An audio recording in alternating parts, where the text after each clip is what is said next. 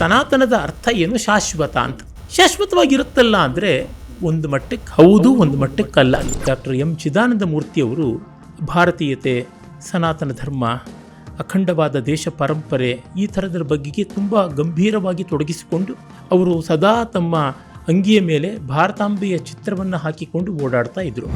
ಇದು ಪವಿತ್ರ ಅನ್ನೋದು ಈ ನೆಲದಿಂದ ಆಚೆಗಿದ್ದವರಿಗೆ ಗೊತ್ತಾಗೋದಿಲ್ಲ, ನಮಗೆ ಗೊತ್ತಾಗುತ್ತದೆ. ಹಾಗಾಗಿ ಇವೆಲ್ಲ ಉಳಿಬೇಕು ಅಂದರೆ ಭಾರತೀಯತೆ ಉಳಿಬೇಕು ಅಂತ, ಕನ್ನಡ ಉಳಿಯಬೇಕು ಅಂದರೆ ಭಾರತ ಉಳಿಯಬೇಕು, ಸನಾತನ ಧರ್ಮ ಉಳಿಯಬೇಕು. ಬ್ರಹ್ಮಾನಂದ ಏನು ಅಂತ ಅರ್ಥ ಆಗಬೇಕಾದ್ರೆ 2-3 ಬಗೆಯ ಆನಂದ ಬೇಕು. ಒಂದು ಸುಷುಪ್ತಿಯ ಆನಂದ, ಗಾಢ ನಿದ್ರೆಯಲ್ಲಿ ನಾವು ಪಡೆಯುವ ಆನಂದ. ಮತ್ತೊಂದು ಪ್ರಣಯದಲ್ಲಿ ಪಡೀತಕ್ಕಂಥ ಮೈಥುನ ಆನಂದ. ಇನ್ನೊಂದು ರಸಾನಂದ. ನಮಗೆ ಯಾವ ಒಂದು ಜನಪ್ರಿಯವಾದಂಥ ಹಾಡಂತ ನೋಡಿದಾಗಲೂ ಅದರ ಆಳದಲ್ಲಿ ತುಂಬ ಇಷ್ಟವಾಗುವಂಥ ಒಂದು ನಾದ ಇರುತ್ತೆ ಅಂತ ಗೊತ್ತಾಗುತ್ತದೆ. ಯಾವುದೇ ಒಂದು ಸಿನಿಮಾ ಹಾಡು ತುಂಬ ಜನಪ್ರಿಯವಾಗಿದೆ, ಅದು ಯಾಕಿದೆ ಅಂತ, ಅದಕ್ಕಿದು ಮುಖ್ಯವಾದ ಕಾರಣ ಅಂತ ಗೊತ್ತಾಗುತ್ತೆ. ಈ ಕಾಲದಲ್ಲಿ ಬಂದಿರೋ ದೊಡ್ಡ ಸಮಸ್ಯೆ ಏನಂದರೆ, ಪ್ರಶ್ನೆ ಮಾಡುವ ಬುದ್ಧಿ ಬಂತು, ಉತ್ತರಕ್ಕಾಗಿ ಕಾಯುವ ಬುದ್ಧಿ ಹೊರಟೋಯ್ತು. ಇವತ್ತು ಪಂಪನನ್ನು ಓದದೆ ಕಥೆ ಮಾತ್ರ ತಿಳ್ಕೊಂಡು PhD ತಗೊಳ್ತಕ್ಕಂಥವ್ರು ಇದ್ದಾರೆ ಪಂಪನ ಮೇಲೆ. ಒಂದು ಪದ್ಯವಾದರೂ ಚೆನ್ನಾಗಿ ಬಾಯ್ಪಾಠ ಮಾಡದೇ ಇದ್ದರೆ ಹೇಗೆ? ಈ ಥರ ನೋಡಿದಾಗ ಅಭಿಜಾತ ಸಾಹಿತ್ಯವನ್ನು ಅನುಸಂಧಾನ ಮಾಡುವವರಿಗೆ ವ್ಯವಸ್ಥೆಗಳಲ್ಲಿ ಕೊರತೆ ಇದೆ. ಎಲ್ಲರಿಗೂ ನಮಸ್ಕಾರ. ವಿಜಯ ಕರ್ನಾಟಕ ಡಿಜಿಟಲ್ ಮಾಧ್ಯಮದ ಎಲ್ಲ ವೀಕ್ಷಕರಿಗೂ ಈ ಒಂದು ಸಂದರ್ಶನಕ್ಕೆ ಸ್ವಾಗತ. ಇಂದು ನಮ್ಮೊಂದಿಗೆ ನಾಡಿನ ಪ್ರಖ್ಯಾತ ಕವಿಗಳು, ವಿದ್ವಾಂಸರು, ಲೇಖಕರು, ಭಾಷಣಕಾರರು ಆದಂತಹ ಶತಾವಧಾನಿ ಡಾಕ್ಟರ್ ಆರ್ ಗಣೇಶ್ ಅವರು ಇದ್ದಾರೆ. ಅವರು ಇತ್ತೀಚೆಗಷ್ಟೇ ಪದ್ಮಭೂಷಣ ಪುರಸ್ಕಾರವನ್ನು ಪಡೆದಿದ್ದಾರೆ. ಅವ್ರಿಗೆ ಈ ಒಂದು ಸಂದರ್ಶನಕ್ಕೆ ಆತ್ಮೀಯವಾದಂತಹ ಸ್ವಾಗತ. ಅವರು ನನಗೆ ಈಗ 20 ವರ್ಷಗಳಿಂದ ತುಂಬ ಆತ್ಮೀಯರು, ಮಾರ್ಗದರ್ಶಕರು ಕೂಡ ಆಗಿದ್ದಾರೆ. ಅವರೊಂದಿಗೆ ಈ ಒಂದು ಸಂದರ್ಶನವನ್ನು ನಡೆಸ್ಕೊಡೋದಕ್ಕೆ ನನಗೆ ತುಂಬ ಧನ್ಯತಾ ಭಾವ ಇದೆ, ಸಾಕಷ್ಟು ಸಂತೋಷ ಕೂಡ ಇದೆ, ಮತ್ತು ತುಂಬ ಉತ್ಸುಕನಾಗಿದ್ದೀನಿ. ನಿಮಗೆ ಸ್ವಾಗತ ಸರ್. ನಮಸ್ಕಾರ ಅರ್ಜುನ್ ಅವರಿಗೆ. ನಮಸ್ಕಾರ ವಿಜಯ ಕರ್ನಾಟಕ ಡಿಜಿಟಲ್ ಮಾಧ್ಯಮಕ್ಕೆ, ಅದರ ಎಲ್ಲ ಸಹೃದಯರಿಗೆ, ವೀಕ್ಷಕರಿಗೆ. ಅರ್ಜುನ್ ಅವರು ನನಗೆ ಅನೇಕ ವರ್ಷಗಳ ಸ್ನೇಹಿತರು. ಆ ವಿಶ್ವಾಸ, ಪ್ರೀತಿ ಅದನ್ನು ಇಟ್ಟುಕೊಂಡು ಈ 4 ಮಾತಾಡೋದಕ್ಕೆ ಬಂದಿರೋದು ನನಗೂ ತುಂಬ ಸಂತೋಷ ಇದೆ. ನಾವೆಲ್ಲ ನಿತ್ಯವೂ ಮಾತಾಡ್ಕೊಳ್ತಾ ಇರ್ತಕ್ಕಂಥ ಸ್ನೇಹಿತರಾಗಿರೋದ್ರಿಂದ ಈ ಒಂದು ಔಪಚಾರಿಕವಾದ ಚೌಕಟ್ಟಿನಲ್ಲಿ ಅದೊಂದು ಸೊಗಸಿರುತ್ತೆ ಅಂತ ಭಾವಿಸ್ಕೊಂಡಿದ್ದೀನಿ. ನಿಮ್ಮ ಪ್ರಶ್ನೆಗಳ ಬಗ್ಗೆನೂ ಅಷ್ಟೇ ಕುತೂಹಲ ಇದೆ, ದಯವಿಟ್ಟು ಕೇಳಿ. ಗಣೇಶ್ ಅವರೇ, ನೀವು ಸನಾತನ ಸಂಸ್ಕೃತಿಯನ್ನು ಸಾಕಷ್ಟು ಆರಾಧಿಸುವಂಥವರು. ಆ ಸನಾತನ ಸಂಸ್ಕೃತಿ ಇಲ್ಲದೇ ಇದ್ದರೆ ಈ ಅವಧಾನ ಕಲೆ ಎನ್ನುವಂತಹ ಈ ರೀತಿಯಾದಂತಹ ಕಲಾ ಪ್ರಕಾರಗಳಾಗಲಿ, ಸಾಹಿತ್ಯ ಪ್ರಕಾರಗಳಾಗಲಿ ಬೆಳೀತಾನೇ ಇರಲಿಲ್ಲ ಅಂತ ಹೇಳುವಂಥವರು. ಈ ಹಿನ್ನೆಲೆಯಲ್ಲಿ ನೋಡಿದಾಗ ಎಷ್ಟೋ ಜನ ಇಂದಿನ ಯುವಕರು ಮತ್ತು ಈ ಇಂದಿನ ಸಮಾಜದವರು ಸನಾತನ ಸಂಸ್ಕೃತಿ ಎಷ್ಟಾದರೂ ಅನಾದಿ ಕಾಲದಿಂದ ಬಂದಿದೆ, ಹಾಗಾಗಿ ಅದು ಅನಂತವಾಗಿ ಉಳಿಯುತ್ತೆ, ಹಾಗಾಗಿ ನಾವೇನೂ ಹೆಚ್ಚಾಗಿ ಅದಕ್ಕೆ ಮಾಡಬೇಕಾಗಿಲ್ಲ, ನಾವೇನೂ ಜವಾಬ್ದಾರಿ ತಗೋಬೇಕಾಗಿಲ್ಲ, ಅದು ತನ್ಪಾಡಕ್ಕೆ ತಾನು ಇದ್ದೇ ಇರುತ್ತೆ ಅನ್ನುವಂಥ ಆ ಒಂದು ಭಾವನೆಯನ್ನು ಉಳ್ಳಂಥವರಾಗಿದ್ದಾರೆ.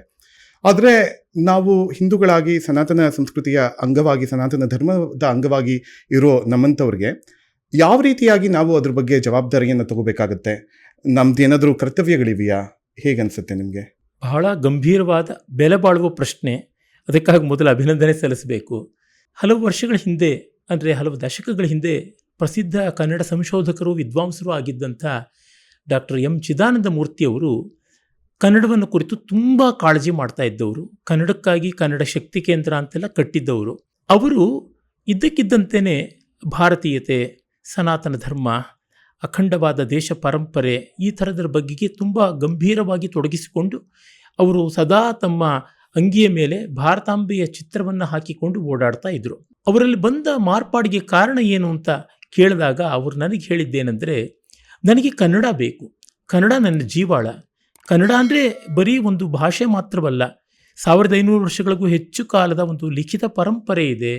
ಅದಕ್ಕೆ ಅಂಟಿಕೊಂಡು ಬಂದಂತೆ ರಾಜಮನೆತನಗಳಿವೆ, ಅವುಗಳು ದೇವಾಲಯಗಳನ್ನು ಕಟ್ಟಿಸಿದ್ದಾರೆ, ಜನಪರವಾದಂಥ ಕೆಲಸಗಳನ್ನು ಮಾಡಿದ್ದಾರೆ, ಬಹಳ ದೊಡ್ಡ ಆರ್ಥಿಕವಾದ, ವಾಣಿಜ್ಯಿಕವಾದ ವ್ಯವಹಾರವನ್ನು ಜಗತ್ತಿನಾದ್ಯಂತ ಮಾಡಿದ್ದಾರೆ, ಮಿಕ್ಕ ಭಾರತದ ಬೇರೆ ಪ್ರಾಂತಗಳ ಜೊತೆಗೆ ಸಂಪರ್ಕ ಇಟ್ಕೊಂಡಿದ್ದಾರೆ, ಇಲ್ಲಿಂದ ಎಲ್ಲೆಲ್ಲಿಗೆಲ್ಲ ಹೋಗಿ ರಾಜ್ಯ ಕಟ್ಟಿದ್ದಾರೆ. ಅದು ನೇಪಾಳ ಇರ್ಬೋದು, ಗುಜರಾತ್ ಇರ್ಬೋದು, ಬಿಹಾರ ಇರ್ಬೋದು, ಬಂಗಾಳ, ಈ ಥರ ಎಲ್ಲ ಮಾಡಿದ್ದಾರೆ. ಇವಿಷ್ಟು ಉಳಿಯಬೇಕು ಅಂದರೆ ಸನಾತನ ಧರ್ಮ, ಭಾರತೀಯತೆ ಉಳಿಯಬೇಕು, ಅದಿಲ್ಲದಿದ್ದರೆ ಇಲ್ಲ ಅಂತ. ಅಂದರೆ ಈಗ ಕನ್ನಡ ನಮಗೆ ಒಂದು ಪವಿತ್ರ ಭಾಷೆಯೂ ಹೌದು ಅಂತ ಅವರಂದರು.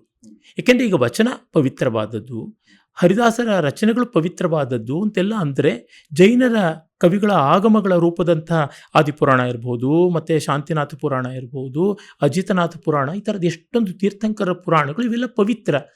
ಇದು ಪವಿತ್ರ ಅನ್ನೋದು ಈ ನೆಲದಿಂದ ಆಚೆಗಿದ್ದವರಿಗೆ ಗೊತ್ತಾಗೋದಿಲ್ಲ, ನಮಗೆ ಗೊತ್ತಾಗುತ್ತದೆ. ಹಾಗಾಗಿ ಇವೆಲ್ಲ ಉಳಿಬೇಕು ಅಂದರೆ ಭಾರತೀಯತೆ ಉಳಿಬೇಕು ಅಂತ. ಕನ್ನಡ ಉಳಿಯಬೇಕು ಅಂದರೆ ಭಾರತ ಉಳಿಯಬೇಕು, ಸನಾತನ ಧರ್ಮ ಉಳಿಯಬೇಕು. ಬೇರೆ ಮತಗಳಿಗೆ ಇದು ಜಗತ್ತಿನ ಎಷ್ಟೋ ಸಾವಿರಾರು ಭಾಷೆಗಳ ಥರ ಇದು ಒಂದು ಭಾಷೆ. ಯಾಕೆ ಈ ಭಾಷೆ ಇರಬೇಕು ಅಂತಲೂ ಏನೂ ಇಲ್ಲ, ಅಥವಾ ಈ ಭಾಷೆಯನ್ನು ಉಪಯೋಗಿಸ್ಕೊಂಡು ನಮ್ಮ ಸ್ವಾರ್ಥ ಈಡೇರಿಸ್ಕೊಳ್ಳೋಣ ಹೊರತು ಆ ಭಾಷೆಯ ಪರಂಪರೆಯನ್ನು ಕಾಪಾಡೋಣ, ಉದ್ಧರಿಸೋಣ ಅಂತ ಇರೋಲ್ಲ ಅಂತಂದರು. ಹೀಗಾಗಿ ನಾವು ಸನಾತನ ಧರ್ಮವನ್ನು, ಭಾರತೀಯತೆಯನ್ನು ಕಾಣುವಾಗ ನನ್ನ ಕಲೆ, ಅವಧಾನ ಕಲೆಯನ್ನು ಗಮನಿಸಿಯೇ ಪ್ರಭುತ್ವ ಗೌರವಿಸಿದೆ ಅಂತ ಗೊತ್ತಾಗುತ್ತದೆ. ಅದು ಯಾಕೆ ಮಾಡಿದೆ ಅಂದರೆ ಈ ಕಲೆ ಕೂಡ ಬದುಕಿರೋದು ನಮ್ಮ ದೇಶ ಇರೋದ್ರಿಂದ, ನಮ್ಮ ಪರಂಪರೆ ಇರೋದ್ರಿಂದ ಅಂತ ಗೊತ್ತಾಗುತ್ತದೆ. ಅದಿಲ್ಲದೆ ಇದ್ದರೆ ಇಲ್ಲ. ಉದಾಹರಣೆಗೆ ನಮಗೆ ಹಬ್ಬಗಳು ಬೇಕು, ನಮ್ಮ ಶಿಲ್ಪ ಚಿತ್ರ ಬೇಕು, ನಮ್ಮ ನೃತ್ಯ ಬೇಕು. ಆ ನೃತ್ಯಕ್ಕೆ ಬೇಕಾಗಿರುವ ಚಲನವಲನ ಬೇಕು ಅಂತಂದರೆ ಅವೆಲ್ಲ ಇದನ್ನು ಅಂಟಿಕೊಂಡೇ ಇದೆ, ಸನಾತನ ಧರ್ಮವನ್ನು ಅಂಟಿಕೊಂಡೇ ಇದೆ. ಅದು ಒಂದು ಮತ ಅಲ್ಲ, it is not A belief system, ಅದೊಂದು ಜೀವನ ಪದ್ಧತಿ. ಮತ್ತು ಅದು ಎಲ್ಲ ಜಗತ್ತಿನವ್ರಿಗೂ ಬೇಕಾಗಿರ್ತಕ್ಕಂಥದ್ದು. ಇಲ್ಲಿ ನಂಬಿಕೆಯ ಪ್ರಶ್ನೆ ಇಲ್ಲ, ಪ್ರವಾದಿಗಳ ಪ್ರಶ್ನೆ ಇಲ್ಲ, ಪವಿತ್ರ ಗ್ರಂಥದ ಪ್ರಶ್ನೆ ಇಲ್ಲ. ಇಲ್ಲಿರೋದೆಲ್ಲ ಎಲ್ಲರಿಗೂ ಎಟುಕುವ ಸಂವೇದನೆ ಅಂತ. ಹೀಗಾಗಿ ಪ್ರತಿಯೊಬ್ಬರಿಗೂ ಬೇಕಿರುವುದು. ಅದನ್ನು ಕುರಿತು ಪ್ರಸಿದ್ಧ ಪಾಶ್ಚಾತ್ಯ ವಿದ್ವಾಂಸ, ಭಾರತೀಯ ಮೌಲ್ಯಗಳನ್ನು ಆರಾಧಿಸ್ತಕ್ಕಂಥ ಡೇವಿಡ್ ಫ್ರಾಲಿ ಅವರು ವಾಮದೇವ ಶಾಸ್ತ್ರಿ ಅಂತಲೇ ಆಗಿದ್ದಾರಲ್ಲ, ಅವರು ಹೇಳ್ತಾರೆ, ಈಗ ಜಗತ್ತಿನಲ್ಲಿ ಬೇರೆ ಮತಗಳು, ಬೇರೆ ಸಂಸ್ಕೃತಿಗಳು ಬೇಕಾದಷ್ಟಿವೆ. ಆದರೆ ಸುಮಾರು 7-8 ಸಾವಿರ ವರ್ಷಗಳಿಂದ ಇತಿಹಾಸ ಏನಿದೆ, ಲಿಖಿತ ಇತಿಹಾಸ ಅನ್ನುವಂತೆ, ಅದರೊಳಗಿರುವುದು ಇದೊಂದು ದೊಡ್ಡ ಪರಂಪರೆ, ಇದನ್ನು ಮಾತ್ರ ನಾಶನ ಮಾಡಬೇಡಿ, ಉಳಿಸಿ ಅಂತ ಅವರು ಒಂದು ಕಡೆ ಬರೀತಾರೆ.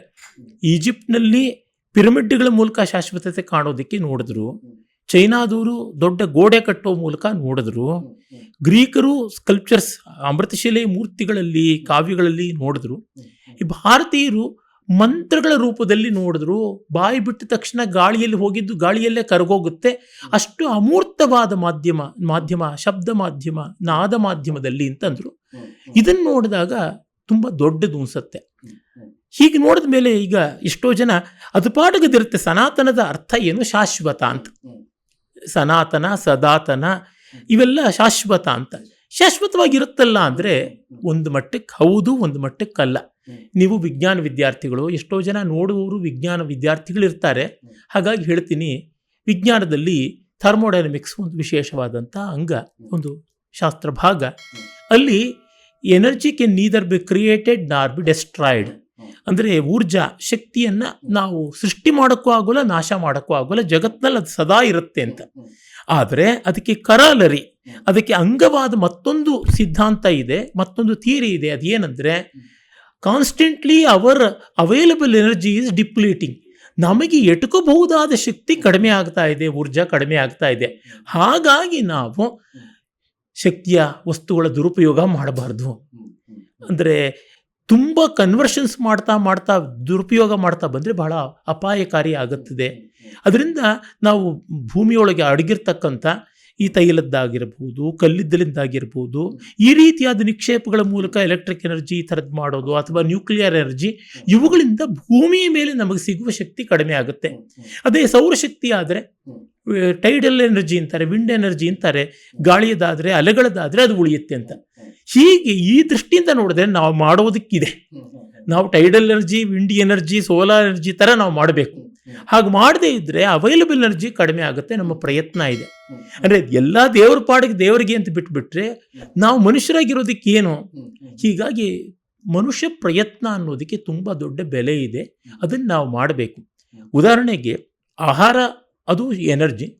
ಎಲ್ಲ ಕಡೆಯಲ್ಲೂ ಎನರ್ಜಿ ಇದೆ, ಶಕ್ತಿ ಇದೆ ಅಂತ ನಾವು ಗಾಳಿನಲ್ಲಿ ಕೈಯಾಡಿಸ್ತಾ ಇದ್ರೆ ಅಲ್ಲಿಂದ ಈ ವಿದ್ಯುತ್ ತಂತಿ ಮೂಲಕವಾಗಿ ವಿದ್ಯುತ್ ಹರಿದು ಬಂದು ಇವೆಲ್ಲ ಕೆಲಸ ಮಾಡೋ ಥರ ಮಾಡುತ್ತೆ ಅಂತ ಅನ್ನೋಕ್ಕಾಗಲ್ಲ. ನಾವು ಅಡುಗೆ ಮಾಡಬೇಕು, ಅಥವಾ ತರಿಸ್ಕೋಬೇಕು, ಕೊಳ್ಳಬೇಕು, ತಿನ್ನಬೇಕು, ಜೀರ್ಣ ಆಗಬೇಕು. ಈ ಮಟ್ಟದ ಬಾಧ್ಯತೆ ಇದೇ ಇದೆ ಅಂತ ಅನಿಸುತ್ತೆ. ಈ ರೀತಿಯಾಗಿ ಬಾಧ್ಯತೆ ಇದೆ, ಹೌದು. ಮತ್ತೆ ಇದು ತುಂಬಾ ಪ್ರಾಚೀನತಮವಾದಂತಹ ಸಂಸ್ಕೃತಿ ಅನ್ನೋದು ಕೂಡ ಹಾಗೇನೆ. ಆದರೆ ಪುರಾಣ ಮಿತ್ಯೇವ ನ ಸಾಧು ಸರ್ವಂ ಅಂತ ಕೂಡ ಇದೆ ವಾಕ್ಯ. ಹೌದು. ಹೀಗಾಗಿ ಪ್ರಾಚೀನವಾಗಿರೋ ಒಂದೇ ಕಾರಣಕ್ಕೆ ನಾವು ಅದನ್ನ ಉಳಿಸ್ಕೋಬೇಕಾ, ಅಥವಾ ಕಾಲಕ್ಕೂ ಅದರಲ್ಲಿ ಯಾವುದೇ ರೀತಿಯಾದಂತಹ ಮಾರ್ಪಾಡನ್ನಾಗ್ಲಿ ಮಾಡುವಂತಹ ಶಕ್ತಿಯನ್ನ ಯುಕ್ತಿಯನ್ನ ಎಂಥವ್ರು ಉಳ್ಳವಂಥವ್ರಾಗಿರ್ತಾರೆ, ಅಥವಾ ಬಾಧ್ಯತೆಯನ್ನ ವಹಿಸ್ಕೋಬೇಕಾದಂಥವ್ರು ಯಾವ ರೀತಿಯಾದಂಥ ಪ್ರಜ್ಞೆಯನ್ನ ತಿಳುವಳಿಕೆಯನ್ನ ಪಡೆದಿರಬೇಕಾಗುತ್ತೆ? ನಿಜ. ಅದಕ್ಕೆ ಹೇಳ್ತಾರಲ್ಲ, ಹಳತೆಲ್ಲ ಹೊನ್ನಲ್ಲ ಅಂತ. ಹೊಳೆಯೋದೆಲ್ಲ ಹೊನ್ನಲ್ಲ ಹೇಗೋ ಹಳತೆಲ್ಲ ಹೊನ್ನು ಅಂತ ಏನೂ ಅಲ್ಲ. ಆದರೆ ಅಲ್ಲೇನಾದ್ರು ಸತ್ವ ಇದೆಯಾ ಅಂತ ನೋಡೋಣ. ನೀವು ಕಾಳಿದಾಸನ ಮಾತು ಹೇಳಿದರೆ, ಪುರಾಣ ಮಿತ್ಯೇವ ನ ಸಾಧು ಸರ್ವಂ, ಹಳೆಯದು ಒಂದು ಮಾತ್ರಕ್ಕೆ ಎಲ್ಲ ಒಳ್ಳೆಯದಲ್ಲ. ನಚಾಪಿ ಕಾವ್ಯಂ ನವಮಿತ್ಯವದ್ಯಂ ಅಂತ ಅವನು ಹೇಳ್ತಾನೆ. ಹೊಸ್ತು ಒಂದು ಮಾತ್ರಕ್ಕೆ ಕೆಟ್ಟದ್ದಲ್ಲ. ಆದರೆ ಕೆಲವು ಶಾಶ್ವತವಾಗಿ ಇರುತ್ತವೆ, ಅವನ್ನು ನಾವು ಗಮನಿಸಬೇಕು. ಈಗ ಉದಾಹರಣೆಗೆ, ನಾವು ಊಟ ಮಾಡುವಂಥ ಪದಾರ್ಥಗಳು ಕೆಲವು ಹೊಸದಾಗಿ ಬರ್ಬೋದು. ಅಂದರೆ ಹೊಸ ತರಕಾರಿ ಬರ್ಬೋದು, ಹೊಸ ರೂಪದ ಅಡುಗೆ ಬರ್ಬೋದು, ಹೊಸ ತಟ್ಟೆಗಳಲ್ಲಿ ತಿನ್ನಬಹುದು, ಹೊಸ ಅಡುಗೆ ಪಾತ್ರೆಗಳಲ್ಲಿ ಬಟ್ಲುಗಳಲ್ಲಿ ಅದನ್ನು ಪಾಕ ಮಾಡ್ಬೋದು. ಅದೇ ತರಹ ಹೊಸ ಬಗೆಯ ಅಡುಗೆ ಮನೆಗಳೆಲ್ಲ ಇಟ್ಕೊಂಡು ಮಾಡ್ಬೋದು. ಆದರೆ ಪಚನ ಕ್ರಿಯೆ ಆಗೋದು ಒಂದೇ ಥರವೇ. ನಮಗೆ ಹಸಿವಾದಾಗ ಆ ಹಸಿವು ಹಿಂಗಿಸ್ಕೊಳ್ಳೋದಕ್ಕೆ ಅದು ಯಾವುದೋ ಆಹಾರ ತಿಂದ ಮೇಲೆ ಜೀರ್ಣ ಆಗೋಕ್ಕೆ ಒಂದು 4 ಗಂಟೆ ಅಂದರೆ ಅಷ್ಟೇ ತೊಗೊಳುತ್ತೆ ಹೊರತು 1 ಗಂಟೆಗೆ ಜೀರ್ಣ ಆಗಿಬಿಡುತ್ತೆ ಎಲ್ರಿಗೂ. ಇನ್ನು 200 ವರ್ಷ ಆದಮೇಲೆ 1 ಗಂಟೆಗೆ ಜೀರ್ಣ ಆಗುತ್ತೆ, 300 ವರ್ಷದ ಕೆಳಗೆ 3 ಗಂಟೆಗೆ ಜೀರ್ಣ ಆಗ್ತಾ ಇತ್ತು ಅಂತ ಏನೂ ಇಲ್ಲ. ಹೀಗಾಗಿ ಮಾನವ ಇರುವವರೆಗೂ, ಮಾನವ ಸ್ವಭಾವ ಬದಲಾಗದೇ ಇರುವವರೆಗೂ ನಡೆಯುವಂಥದ್ದು ಅಂತ ಇರ್ತದೆ. ಉದಾಹರಣೆಗೆ, ಭಾರತ ಜಗತ್ತಿಗೆ ಕೊಟ್ಟ ದೊಡ್ಡ ಕೊಡುಗೆಗಳಲ್ಲಿ ಒಂದು ರಸ. ಕಲೆಯಲ್ಲಿ, ಸಾಹಿತ್ಯದಲ್ಲಿ, ಎಲ್ಲ ಕಡೆನಲ್ಲೂ ರಸನೇ ಆನಂದ ಅಂತ. ಆ ರಸಕ್ಕೆ ಡೇಟಿಂಗ್ ಅಂತ ಇಲ್ಲ, ಎಕ್ಸ್ಪೈರಿ ಡೇಟ್ ಅಂತ ಇಲ್ಲ ಅಂತ ನಾನು ಹೇಳ್ತಿರ್ತೀನಿ. ಎಲ್ಲಿವರೆಗೂ ಮನುಷ್ಯನ ಮನಸ್ಸು ರಾಗದ್ವೇಷಗಳಿಂದ ಕೂಡಿರುತ್ತೋ, ಅದಕ್ಕೆ ಒಂದು ನೆಮ್ಮದಿ ಸಿಗುವಂಥ ರೀತಿಯಲ್ಲಿ ಯಾವುದಾದ್ರು ಒಂದು ಒದಗಿ ಬರುತ್ತೋ, ಅದು ಕಲೆ, ಆ ನೆಮ್ಮದಿ ರಸ. ಅದು ಇದ್ದೇ ಇರುತ್ತೆ, ಅದು ವ್ಯತ್ಯಾಸ ಆಗುವಂಥದ್ದೇ ಅಲ್ಲ. ಹೀಗಾಗಿ ಚಳಿಗೆ ಬಟ್ಟೆ ತೊಡಬೇಕು ಅಂತಂದರೆ ಮೈ ಪೂರ್ತಿ ಸುತ್ತಕೊಳ್ಬೇಕು ಅಂತ ಗೊತ್ತಾಗುತ್ತೆ. ಆಗ ಅದು ಶರ್ಟಿಂದೋ ಪ್ಯಾಂಟಿಂದೋ ಕುರ್ತಾದೋ ಇನ್ಯಾವುದೋ ಒಂದು ಆಕಾರ ತಗೊಳುತ್ತೆ. ಕಚ್ಚೆ ಪಂಚೆ ಆದರೂ ಅಷ್ಟೇನೆ, ಪ್ಯಾಂಟ್ ಹೊಲಿದಿರೋದಾದ್ರೆ ಕಚ್ಚೆ ಪಂಚೆ ಸುತ್ತಿರೋದಾಗುತ್ತದೆ. ಹೀಗೆ ಕಂಡಾಗ ಈ ಮೂಲಭೂತವಾದ ಏಕತೆ ಅನ್ನೋದು ಇದೆ ಅಂತ ಗೊತ್ತಾಗುತ್ತದೆ. ಮತ್ತೆ ಹೊಸತನ್ನು ನಾವು ಎಲ್ಲಿ ಮಾಡಬಹುದು? ತಂತ್ರಜ್ಞಾನದಲ್ಲಿ ಮಾಡಬಹುದು, ಸಂವೇದನೆಗಳಲ್ಲಿ ಅಲ್ಲ ಅಂತ ಗೊತ್ತಾಗುತ್ತದೆ. ಒಂದು ಸರಳವಾಗಿ ಹೇಳೋದಿದ್ರೆ, ಒಂದು ಭಾಷೆಗೆ ಹೊಸ ಪದ ಬರಬಹುದು, ಹೊಸ ಅಕ್ಷರಗಳು ಬರೋದು ಕಡಿಮೆ. ಕನ್ನಡದಲ್ಲೇ ನೋಡಿ, ಹೊಸ ಅಕ್ಷರಗಳು ಎಷ್ಟು ಬಂದಿವೆ ಈ 1000 ವರ್ಷದಲ್ಲಿ. ಹೊಸ ಅಕ್ಷರಗಳು ಎಷ್ಟು ಬಂದಿವೆ ಅಂತಂದರೆ, Parsi, Urdu, Arabic, English, French ಈ ಮೂಲಗಳಿಂದ ಬಂದ ಕೆಲವೊಂದು ಉಚ್ಚಾರಗಳನ್ನು ಮಾಡೋದಕ್ಕೆ ಆಪಲ್, ಕಾಫಿ, ಮತ್ತು ಆಪಲ್, ಬ್ಯಾಂಕ್, ಬಜಾರ್, ಹುಜೂರ್, ಈ ರೀತಿಯಾದಂಥ ಒಂದು ಝ, ಫ, ಅ, ಈ ರೀತಿಯಾದ ಕೆಲವು ಉಚ್ಚಾರಣೆಗಳು ಬಿಟ್ಟರೆ ಇನ್ಯಾವುದೂ ಹೊಸದಲ್ಲ. ಅದಕ್ಕೂ ಕನ್ನಡದಲ್ಲಿ ಅಳವಡಿಸ್ಕೊಂಡಿದ್ದೀವಿ. ಫ ಕೆಳಗೆ 2 ಚುಕ್ಕೆ ಇಡ್ತೀವಿ, ಜ ಕೆಳಗೆ 2 ಚುಕ್ಕೆ ಇಡ್ತೀವಿ, ಬಾಕಿ ಯಾವತ್ತು ಕೊಟ್ಟು ಆ ಯಾವತ್ತಿನ ಮೇಲೆ ಒಂದು ಗೆರೆ ಹಾಕಿದ್ರೆ ಬ್ಯಾಂಕ್ ಹೋಗಿ ಬ್ಯಾಂಕ್ ಅಂತ ಆಗುತ್ತೆ ಅಂತ ಈ ಥರ ಮಾಡ್ಕೊಂಡಿದ್ದೀವಿ. ಆದರೆ ಇನ್ನು ಉಳಿದಂತೆ 50 ಅಕ್ಷರಗಳು ಹಾಗೆ ಇವೆ. ಇದನ್ನು ನೋಡಿದಾಗ ನಮಗೆ ಗೊತ್ತಾಗುತ್ತೆ, ತಂತ್ರಜ್ಞಾನ ಮೊದಲಾದಂಥವು ಬರ್ತಿರುತ್ತವೆ, ಹೋಗ್ತಿರುತ್ತವೆ. ಆದರೆ ಅದರ ಮೇಲೆ ನಿಲ್ತಕ್ಕಂಥದ್ದು ಗಟ್ಟಿಯಾಗಿ ಆ ಮೌಲ್ಯಕ್ಕೆ ವ್ಯತ್ಯಾಸ ಬರೋಲ್ಲ. ಈಗಲೂ ಪ್ರೀತಿ ಅನ್ನೋ ಒಂದು ಮೌಲ್ಯ ಜಗತ್ತಿನಲ್ಲಿ ಎಲ್ಲಿ ಹೋದರೂ ಇದ್ದೇ ಇರುತ್ತೆ.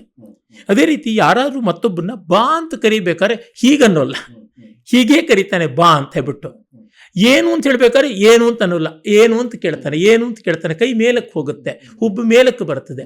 ಈ ರೀತಿ ವೈಶ್ವಿಕವಾದದ್ದು, ಯೂನಿವರ್ಸಲ್ ಅಂತ ಏನು ಹೇಳ್ತೀವಿ, ಅದನ್ನು ನಾವು ಗಟ್ಟಿ ಹಿಡಿತೀವಿ. ಅದರಿಂದ ಪ್ರಾಚೀನ ನವೀನ ಒಂದಕ್ಕೊಂದು ವಿರುದ್ಧ ಈ ವಿಷಯ ಬರೋಲ್ಲ. ಆ ಮಾತ್ರಕ್ಕೆ ಬಂದರೆ ಭಾರತೀಯತೆಯ ಒಂದು ಲಕ್ಷಣ ಏನಂದರೆ, that which is universal is essentially Indian, and which is essentially Indian that is obviously universal. ಯಾವುದು ನಿಜವಾಗಿ ವೈಶ್ವಿಕವೋ ಅದು ಮೂಲತಃ ಭಾರತೀಯ, ಯಾವುದು ತತ್ವತಃ ಭಾರತೀಯವೋ ಅದು ವಸ್ತುತಃ ವೈಶ್ವಿಕ ಅಂತ. ಇದು ಈ ಕಾರಣದಿಂದ ನಮಗೆ ತೊಂದರೆ ಇಲ್ಲವೇ ಇಲ್ಲ. ಇದರಿಂದಲೇ ತುಂಬ ಜನ ಅರ್ಥ ಮಾಡಿಕೊಳ್ಳದೆ ಇಲ್ಲದ ಗೊಂದಲಗಳನ್ನು ಕಲ್ಪಿಸಿ ಸಮುದಾಯಗಳ ಮಧ್ಯೆ, ಜಾತಿಗಳ ಮಧ್ಯೆ, ಗುಂಪುಗಳ ಮಧ್ಯೆ, ಭಾಷೆಗಳ ಮಧ್ಯೆ, ಮತಗಳ ಮಧ್ಯೆ, ಆಚಾರ ವಿಚಾರಗಳ ಮಧ್ಯೆ ವೈರುಧ್ಯ ಕಲ್ಪಿಸ್ತಾ ಇದ್ದಾರೆ. ಅದು ಒಳ್ಳೆಯದಲ್ಲ, ಅದಕ್ಕೆ ಯಾವುದೇ ವಿವೇಕ ಇಲ್ಲ ಅನಿಸುತ್ತೆ. ಸಂಸ್ಕೃತಿಗೂ ಮತ್ತು ಕಲೆ ಸಾಹಿತ್ಯಕ್ಕೂ ಯಾವ ರೀತಿಯಾದಂತಹ ಸಂಬಂಧ ಇದೆ? ಮತ್ತು ನೀವು ಕೂಡ ಅಭಿಜಾತ ಸಾಹಿತ್ಯವನ್ನು ಓದಿ ಸಂತೋಷ ಪಡುವಂಥವ್ರು, ರಚನೆ ಕೂಡ ಮಾಡುವಂಥವ್ರು. ಈ ಆಭಿಜಾತ್ಯ ಅನ್ನುವಂಥದ್ದನ್ನು ಯಾವುದಕ್ಕೆ ಕರೀತಾರೆ? ಬಹಳ ಮುಖ್ಯವಾದ ಪ್ರಶ್ನೆ, ಈ ಕಾಲಕ್ಕೆ ತುಂಬ ಬೇಕಾಗಿರೋ ಪ್ರಶ್ನೆ. ಕ್ಲಾಸಿಕಲ್ ಅಂತ ನಾವು ಏನು ಸಾಮಾನ್ಯ ಹೇಳ್ತೀವಿ ಅದು ಅಭಿಜಾತ ಅಂತ ಕರಿತೀವಿ. ಈ ಅಭಿಜಾತಕ್ಕೆ ಇರುವ ಒಂದು ಶಕ್ತಿ ಏನಂದರೆ, ಒಂದು ದೊಡ್ಡ ಪರಂಪರೆಯ ಬಲ ಇದೆ. ಕೆಲವು ವರ್ಷಗಳಿಂದ ನಮ್ಮಲ್ಲಿ ಯಾವುದು ಒಳ್ಳೆಯ ಆಹಾರ ಅಂತ ಚರ್ಚೆ ನಡೀತಾ ಇದೆ. ಅದಕ್ಕೆ ಅಮೆರಿಕನ್ ಜರ್ನಲ್, ಅಮೆರಿಕನ್ ಮೆಡಿಕಲ್ ಅಸೋಸಿಯೇಷನ್ನ ಒಂದು ಜರ್ನಲ್ ಯಾವುದಿದೆ, ಜಾಮಾ ಅಂತ ಕರೀತಾರೆ, journal of American medical association ಅಂತ, ಆ ಒಂದು ಪತ್ರಿಕೆಯ ಸಂಪಾದಕೀಯದಲ್ಲಿ ಒಂದು ಬರವಣಿಗೆ ಬಂದಿತ್ತು. ನೀವು 100 ವರ್ಷಗಳ ಕೆಳಗೆ ಯಾವ ಆಹಾರ ತಿಂತಾ ಇದ್ರೋ ಅದು ತುಂಬ ಆರೋಗ್ಯಕಾರಿಯಾದದ್ದು ಅಂತ ಇಟ್ಕೋಬಹುದು ಅಂತ. ಅದು ನೋಡಿದಾಗ ನಮಗೆ ನಮ್ಮ ದೇಶದಲ್ಲಿ ಸುಲಭವಾಗಿ 1000, 2000, 7000 ವರ್ಷಗಳಿಗೆ ಹೋಗ್ತೀವಿ. ಉದಾಹರಣೆಗೆ ನಾವೆಲ್ಲರೂ ಇಷ್ಟಪಟ್ಟು ತಿಂತಕ್ಕಂಥ ದಕ್ಷಿಣ ಭಾರತ, ಪೂರ್ವ ಭಾರತ, ಉತ್ತರ ಭಾರತ ಎಲ್ಲ ಕಡೆಯಲ್ಲೂ ನಾವು ತಿನ್ನುವಂಥದ್ರೊಳಗೆ ಒಂದು ಹುಗ್ಗಿ ಅಂತ ಕನ್ನಡದಲ್ಲಿ ಹೇಳ್ತೀವಿ, ಖಿಚಡಿ ಅಂತ ಉತ್ತರ ಭಾರತದಲ್ಲಿ ಹೇಳ್ತಾರೆ, ಪೊಂಗಲ್ ಅಂತ ತಮಿಳುನಾಡಲ್ಲಿ ಹೇಳ್ತಾರೆ, ಪೊಂಗಿಲಿ ಅಂತ ಆಂಧ್ರ ಪ್ರದೇಶದಲ್ಲಿ ಹೇಳ್ತಾರೆ. ಇದು ಒಂದೇ. ಅದೇನದು, ಹೆಸರುಬೇಳೆ, ಅಕ್ಕಿ ಎರಡನ್ನೂ ಬೇಯಿಸಿ ಅದಕ್ಕೆ ಜೀರಿಗೆ, ಮೆಣಸು, ಒಂದಷ್ಟು ಶುಂಠಿ, ಆಮೇಲೆ ತುಪ್ಪ ಬೇಕಿದ್ರೆ ಅದನ್ನು ಹಾಕಿಕೊಂಡು ತಿಂತಕ್ಕಂಥದ್ದು, ಉಪ್ಪು. ಇದು ವೇದಗಳಲ್ಲಿಯೇ ಕಾಣಿಸ್ಕೊಳ್ತಕ್ಕಂಥದ್ದು. ಮುದ್ಗಾನ್ನ ಅಂತ ನಾವು ಕರಿತೀವಿ, ಕೃಸರ ಅಂತ ಕೂಡ ಹೇಳ್ತೀವಿ. ಇವತ್ತಿಗೂ ಯಾವುದೇ ಪೇಷಂಟಿಗೆ ಕೂಡ ಕೊಡಬಹುದಾದ ಆರೋಗ್ಯಕರವಾದ ಆಹಾರ ಇದು ಅಂತ ಹೇಳ್ಬಿಟ್ಟಂತಾರೆ. ಇಲ್ಲಿ ಸ್ಟಾರ್ಚ್, ಕಾರ್ಬೋಹೈಡ್ರೇಟ್ ಇದೆ, ಫೈಬರ್ಸ್, ಪ್ರೋಟೀನ್ ಎಲ್ಲ ಇದೆ. ಅದು ಹೆಸರು ಕಾಳನ್ನು ಹಾಕ್ಬಿಟ್ಟಂತೂ ಫೈಬರ್ಸ್ ಇನ್ನೂ ಹೆಚ್ಚಾಗುತ್ತೆ.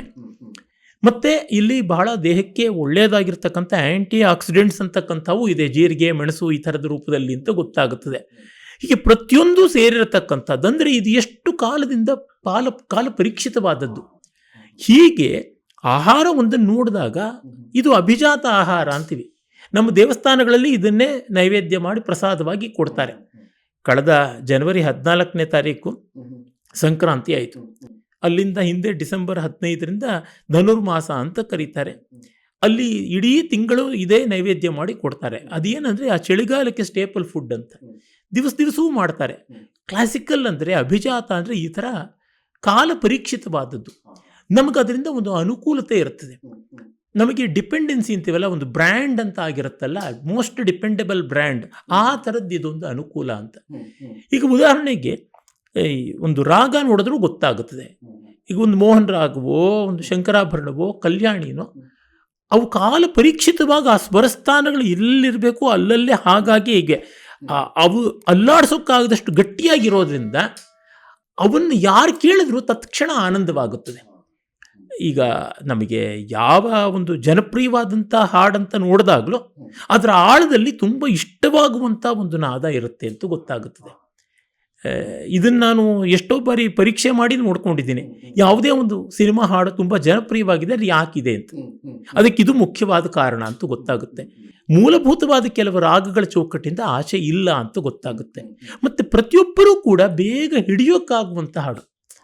ಅಂದರೆ ಅವ್ರು ಕೇಳಿ ಆಸ್ವಾದನೆ ಮಾಡೋದಲ್ಲ, ತಾವು ಹಾಡಿಕೊಂಡು ಆಸ್ವಾದನೆ ಮಾಡುವಂಥ ರೀತಿ, ಇದು ಬಾತ್ರೂಮ್ ಸಿಂಗಿಂಗಿಗೆ ಒದಗಿ ಬರುವಂಥದ್ದು, ಈ ರೀತಿಯಾದದ್ದು ಕಾಣಿಸುತ್ತೆ. ಅಭಿಜಾತದಲ್ಲಿ ಈ ಯೂನಿವರ್ಸ್ಯಾಲಿಟಿ ಅಂತಲ್ಲ, ವಿಶ್ವಿಕತೆ ಮೂಲಭೂತವಾಗಿದೆ.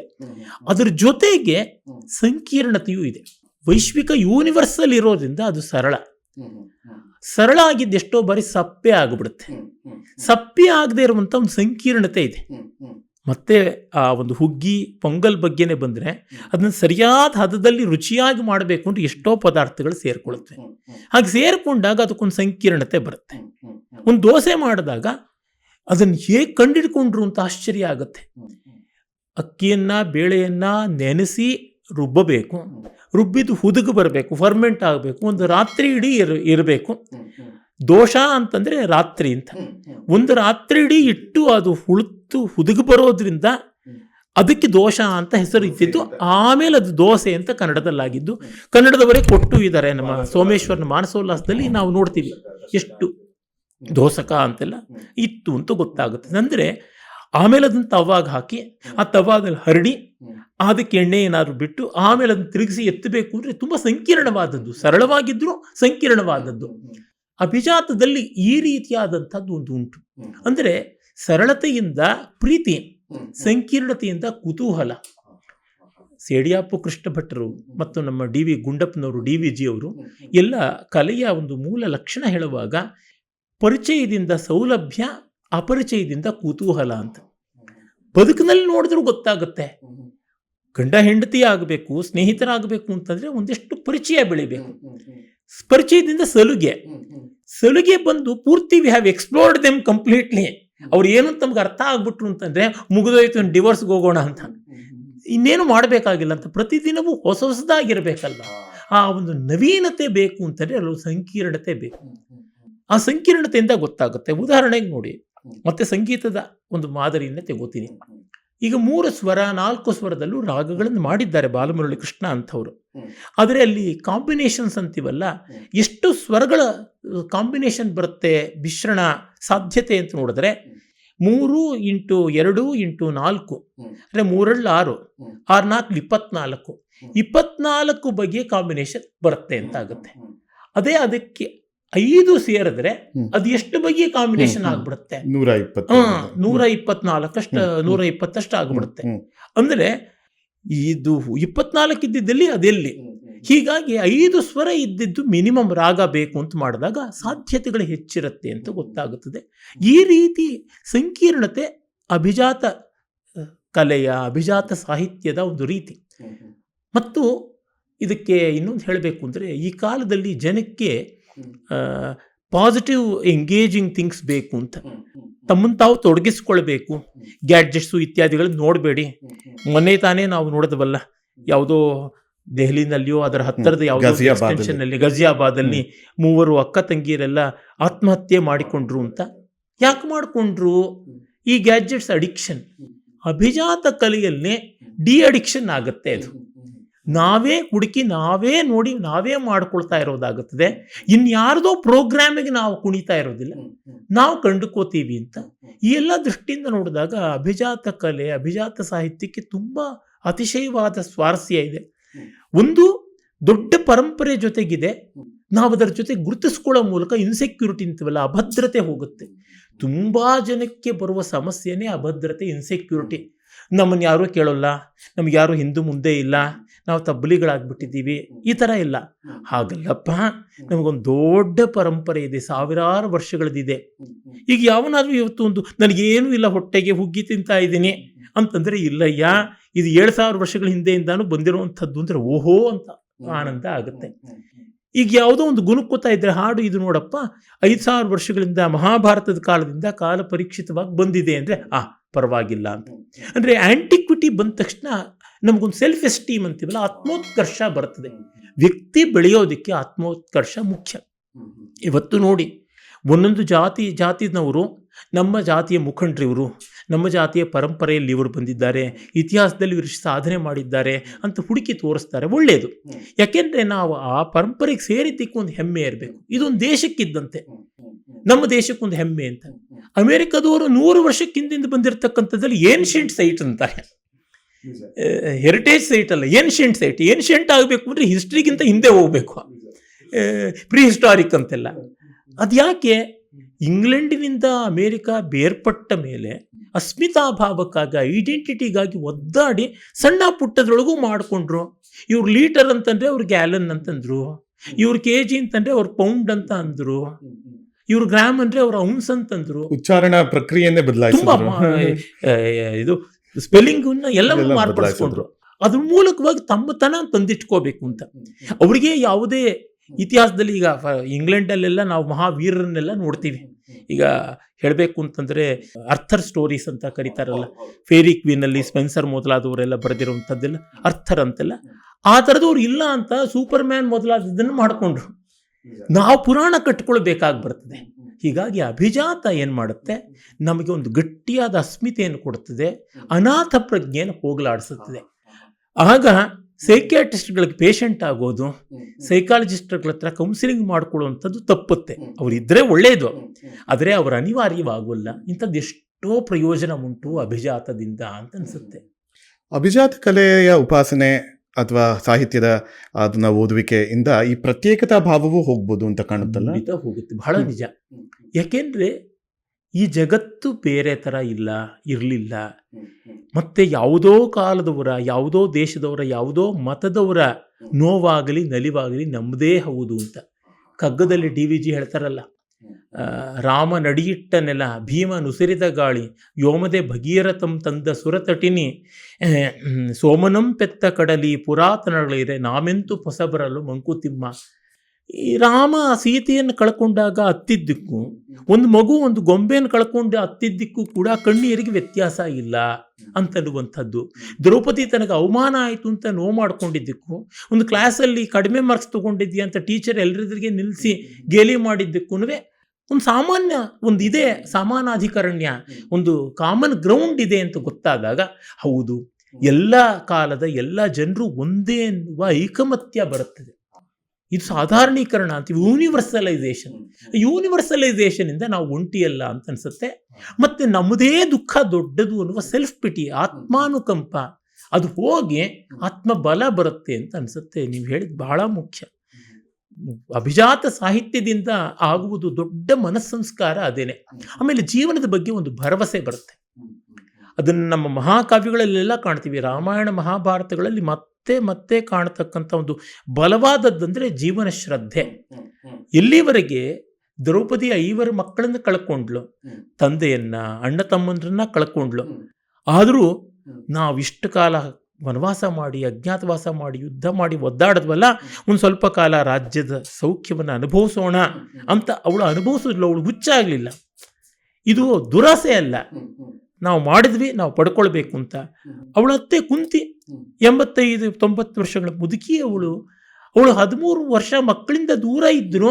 ಮಕ್ಕಳು ಯುದ್ಧ ಮಾಡಿ ಗೆಲ್ಲಲಿ, ಇಲ್ಲಿಗೆ ಬಂದು ಆಳಲಿ ಅಂತ ಭೈರಪ್ಪನವರ ಪರ್ವದಲ್ಲಿ ಕುಂತಿ ಬಾಯಿನಲ್ಲಿ ಹೇಳಿಸ್ತಾರೆ, ನಾನು ಪಾಂಡವರು ಈಗ ಇರುವಂತ ಉಪಪ್ಲವ್ಯ ನಗರಕ್ಕೆ ಬರೋಲ್ಲ, ಯುದ್ಧ ಮಾಡಿ ಅವರು ಹಸ್ತಿನಾವತಿಯನ್ನೇ ಗೆಲ್ಲಲಿ, ಇಲ್ಲೇ ನಾನು ಇರ್ತೀನಿ ಅಂತಾಳೆ. ಏನು ಆತ್ಮವಿಶ್ವಾಸ, ಏನು ಬಲ! ಚಿಕ್ಕ ವಯಸ್ಸಿನಲ್ಲೇ ಹೆತ್ತ ತಂದೆ ತಾಯಿಗಳಿಂದ ದೂರವಾಗಿ ದತ್ತಕಕ್ಕೆ ಹೋದಳು. ಅವಳೇ ಹೇಳ್ತಾಳೆ, ಆಡ್ತಾ ಇದ್ದ ಹುಡುಗಿ, ನನಗೇನು ಗೊತ್ತಿಲ್ಲ, ಸ್ವಂತ ಅಪ್ಪ ಅಮ್ಮಯಿಂದ ಬೇರ್ಪಡಿಸಿ ನನ್ನನ್ನು ಕುಂತಿ ಭೋಜನಕ್ಕೆ ದತ್ತ ಕೊಟ್ಬಿಟ್ರು, ನನಗೇನೂ ತಿಳಿಲಿಲ್ಲ ಕೃಷ್ಣ. ಹಾಗೆ ನಾನು ಬಂದೆ. ಮತ್ತೆ ಬೆಳೆದ ತಕ್ಷಣ ಗಂಡನಿಗೆ ಮದುವೆ ಆಗಿ ಅವನನ್ನು ವಿಯೋಗ ಪಡ್ಕೊಂಡು ಅವನ ಸತ್ತು ಅನಾಥ ಮಕ್ಕಳನ್ನು ತಂದು ಎಷ್ಟು ಕಷ್ಟಪಟ್ಟಿದ್ದಾಳೆ. ಒಮ್ಮೆ ಕೂಡ ನಿರಾಶೆ, ಆತ್ಮಹತ್ಯೆ ಬರಲಿಲ್ಲ. ಇದು ಬೇಕಾಗತ್ತೆ ಅನ್ಸುತ್ತೆ. ಅಭಿಜಾತ ಸಾಹಿತ್ಯದಲ್ಲಿ ಈ ಜೀವನೋಲ್ಲಾಸ ತುಂಬ ಇದೆ. ಆಮೇಲೆ ಈ ಬೇರೆಯವರ ಮೆಚ್ಚುಗೆ ಪಡೆಯದೇ ಇದ್ರೆ ನಮಗೆ ಬದುಕೇ ಇಲ್ವೇನೋ ಅನ್ನುವಂಥ ಒಂದು ಹಪಾಹಪಿ ಭಾವ. ಅದು ಈ ಕಾಲದಲ್ಲಿ ಹೇಳ್ತಾರಲ್ಲ, ಅದು ಏನು ಫೈಂಡಿಂಗ್ ಅಪ್ರೂವಲ್, ಅಕ್ನಾಲೆಜ್ಮೆಂಟ್ ಅಂತ. ಆಮೇಲೆ ಫಿಶಿಂಗ್ ಫಾರ್ ಕಾಂಪ್ಲಿಮೆಂಟ್ ಅಂತ ಹೇಳ್ತಾರಲ್ಲ, ಈ ಥರದ್ದು ಹೊರಟೋಗುತ್ತೆ. ಅಯ್ಯೋ, ಯಾರು ಕೇಳಿದ್ರೆ ಏನು, ಬಿಟ್ರೆ ಏನು, ನಮ್ಮ ಆನಂದದಲ್ಲಿ ನಾವಿದ್ದೀವಿ ಅಂತ ಆತ್ಮಾವಲಂಬನೆ ಬರುತ್ತದೆ. ಮನುಸ್ಮೃತಿಯ ಒಂದು ಮಾತು, ಸರ್ವಂ ಪರವಶಂ ದುಃಖಂ ಸರ್ವಮಾತ್ಮವಶಂ ಸುಖಂ ಏತದ್ವಿದ್ಯಾತ್ ಸಮಾಸೇನ ಲಕ್ಷಣಂ ಸುಖ ದುಃಖಯೋ. ಪರಾಧೀನವಾದಂಥದ್ದೇ ದುಃಖ, ಸ್ವಾಧೀನವಾದದ್ದೇ ಸುಖ ಅಂತ ನಮ್ಮಂತೆ ನಾವಿರಬಲ್ಲಿವಿ. ಹಾಗಾಗಿ ಇಂಗ್ಲಿಷ್ನಲ್ಲಿ ಒಂದು ಒಳ್ಳೆ 2 ಪದ ಇದೆ, ಅಲೋನ್, ಲೋನ್ಲಿ. ಲೋನ್ಲಿ ಅಂದರೆ ಬೇರೆಯವ್ರು ಬಿಟ್ಟು ನಾವು ಒಂಟಿ ಆಗ್ಬಿಟ್ಟಿವಿ. ನಮ್ಮ ಪಾಡಿಗೆ ನಾವು ನಮ್ಮೊಳಗೆ ನಾವಿದ್ದೀವಿ ಅಂದರೆ ಅಲೋನ್. ಈ ಆನಂದ ಬರುತ್ತೆ, ಅದು ದೊಡ್ಡದು. ಅಭಿಜಾತ ಕಲೆ, ಅಭಿಜಾತ ನೃತ್ಯ, ಅಭಿಜಾತ ಸಂಗೀತ, ಅಭಿಜಾತ ಶಿಲ್ಪ, ಅಭಿಜಾತ ಚಿತ್ರ, ಅಭಿಜಾತ ಕಾವ್ಯ, ಅಭಿಜಾತ ಜೀವನ ಶೈಲಿ ಇದನ್ನು ಮಾಡುತ್ತೆ. ನಮ್ಮ ದೇಶಕ್ಕೊಂದು ಭಾಗ್ಯ ಏನಂದ್ರೆ, ನಮಗೆ ಗೊತ್ತಿಲ್ಲದೆಯೇ ನಮ್ಮ ನಿತ್ಯ ಜೀವನದಲ್ಲಿ ಎಷ್ಟೋ ಇದೆ. ಮಿಕ್ಕವ್ರು ಪ್ರಯತ್ನ ಪೂರ್ವಕವಾಗಿ ಮಾಡಬೇಕಾಗಿರೋದು ನಮ್ಮಲ್ಲಿದೆ. ಈಗ ನಾವಿಬ್ರು ಹಾಕೊಂಡ್ರೆ ಕುರ್ತಾನೇ ಅಭಿಜಾತವಾದದ್ದು. ಇದಕ್ಕೆ ತುಂಬಾ ಕಾಲದಿದೆ. ಲೇಪಾಕ್ಷಿಗೆ ಹೋಗಿ ನೋಡಿದ್ರೆ ಗೊತ್ತಾಗುತ್ತೆ, ಅಲ್ಲಿರೋ ಚಿತ್ರಗಳಲ್ಲೆಲ್ಲ ಕುರ್ತಾನೇ ಕಾಣಿಸ್ತಕ್ಕಂಥದ್ದು. ನಾವು ಕುಶಾಂಡ್ರ ಕಾಲದ ಶಿಲ್ಪಕ್ಕೆ ಹೋಗಿ ನೋಡಿದ್ರೆ ಗೊತ್ತಾಗುತ್ತೆ, ಈ ಕುರ್ತಾ ಇರುವಂಥದ್ದು ಕಾಣಿಸುತ್ತೆ. ನಾನು ಮುಟ್ಟಂತ ಪಂಚೆ ವೇದಕ್ಕಿಂತ ಹಳೆಯದು, ಈಗ ಕಾಣಿಸುತ್ತೆ ಅಂತ ಗೊತ್ತಾಗುತ್ತೆ. ಇದರಿಂದ ನಮಗೆ ಫ್ಯಾಷನ್ಗಳು, ಸ್ಟೈಲ್ಗಳು ಕಾಡೋದಿಲ್ಲ. ಬ್ರ್ಯಾಂಡೆಡ್ ಗೂಡ್ಸೇ ಹಾಕ್ಕೊಂಡು ಒದ್ದಾಡಬೇಕು ಅನ್ನುವಂಥ ಹಪಾಹಪಿ ಇರೋಲ್ಲ. ಈ ಆನಂದ ಬರುತ್ತೆ. ಬಹಳ ಸೊಗಸಾಗಿ ಹೇಳಿದ್ರಿ ಶತಾವಧಾನಿಗಳೇ. ಈಗ ಅಭಿಜಾತ ಕಲೆ ಮತ್ತು ಸಾಹಿತ್ಯವನ್ನು ನಾವು ಆಸ್ವಾದ ಪಡಬೇಕಾದ್ರೆ ರಸಿಕರಿಗೆ ಯಾವುದೇ ರೀತಿಯಾದಂತಹ ಒಂದು ತಿಳುವಳಿಕೆ ಇರಬೇಕಾ? ಅವ್ರದ್ದೇನಾದರೂ ಪ್ರಿಪ್ರೇಷನ್ಸ್, ರಿಕ್ವೈರ್ಮೆಂಟ್ಸ್ ಆ ರೀತಿ ಏನಾದರೂ ಇದೆಯಾ, ಅಥವಾ ಸಾಮಾನ್ಯ ಜನರಿಗೂ ಮುಟ್ಟುವಂಥದ್ದು ಅಭಿಜಾತ ಕಲೆ? ಬಹಳ ಒಳ್ಳೆಯ ಪ್ರಶ್ನೆ. ಮೊದಲ ಅಭಿಜಾತ ಕಲೆ ಅಂದರೆ ಏನು ಅಂತ ಹೇಳೋದ್ರ ಜೊತೆಗೆ ಅದಕ್ಕೆ ಆಸ್ವಾದಕ ಅರ್ಹತೆ ಏನು ಅಂತ. ನಿಜ, ನಮ್ಮ ಅರಿವು ಹೆಚ್ಚಾದಷ್ಟು ಆಸ್ವಾದ ಚೆನ್ನಾಗುತ್ತೆ. ಗಾಳಿ ಎಲ್ಲ ಕಡೆಯಲ್ಲೂ ಇದೆ. ನಾವು ಗಾಳಿಗೆ ಅಭಿಮುಖವಾಗಿ ನಡೆದಾಗ ಗೊತ್ತಾಗದೇ ಇರೋದು ಓಡಿದಾಗ ಗೊತ್ತಾಗುತ್ತೆ. ಒಂದು ಸೈಕಲ್ ಮೇಲೆ, ಒಂದು ಮೋಟರ್ ಬೈಕ್ ಮೇಲೆ ಕೂತು ವೇಗವಾಗಿ ಹೋದರೆ ಇನ್ನೂ ಹೆಚ್ಚಾಗಿ ಗೊತ್ತಾಗುತ್ತೆ. ನಾವು ನಡೆಯೋದು ಒಂದು ಮಟ್ಟದಲ್ಲಿ, ಓಡೋದು ಇನ್ನೂ ಒಂದು ಮಟ್ಟದಲ್ಲಿ. ನಾವು ಅಭಿಜಾತ ಕಲೆಯನ್ನು ನಡೆಯುವ ಮಟ್ಟದಲ್ಲಿ, ಓಡುವ ಮಟ್ಟದಲ್ಲಿ ಅಲ್ಲದೆ ಸೈಕಲ್ಲು, ಮೋಟರ್ ಬೈಕು ರೀತಿಯಲ್ಲಿ ನಮಗೆ ನಾವು ಸ್ವಲ್ಪ ತಯಾರಿ ಮಾಡಿಕೊಂಡ್ರೆ ಇನ್ನೂ ಹೆಚ್ಚಾಗಿ ಅದನ್ನು, ಆ ತಂಗಾಳಿಯನ್ನು, ಗಾಳಿಯ ವೇಗವನ್ನು, ಓಘವನ್ನು ಎಲ್ಲ ಆಸ್ವಾದ ಮಾಡಬಹುದು ಅಂತ ಅನಿಸುತ್ತೆ. ಅದಕ್ಕೇನೆಂದರೆ ಮೊದಲು ಬೇಕಾಗಿರೋದು ನಿರಾಗ್ರಹವಾದ ಮನಸ್ಸು.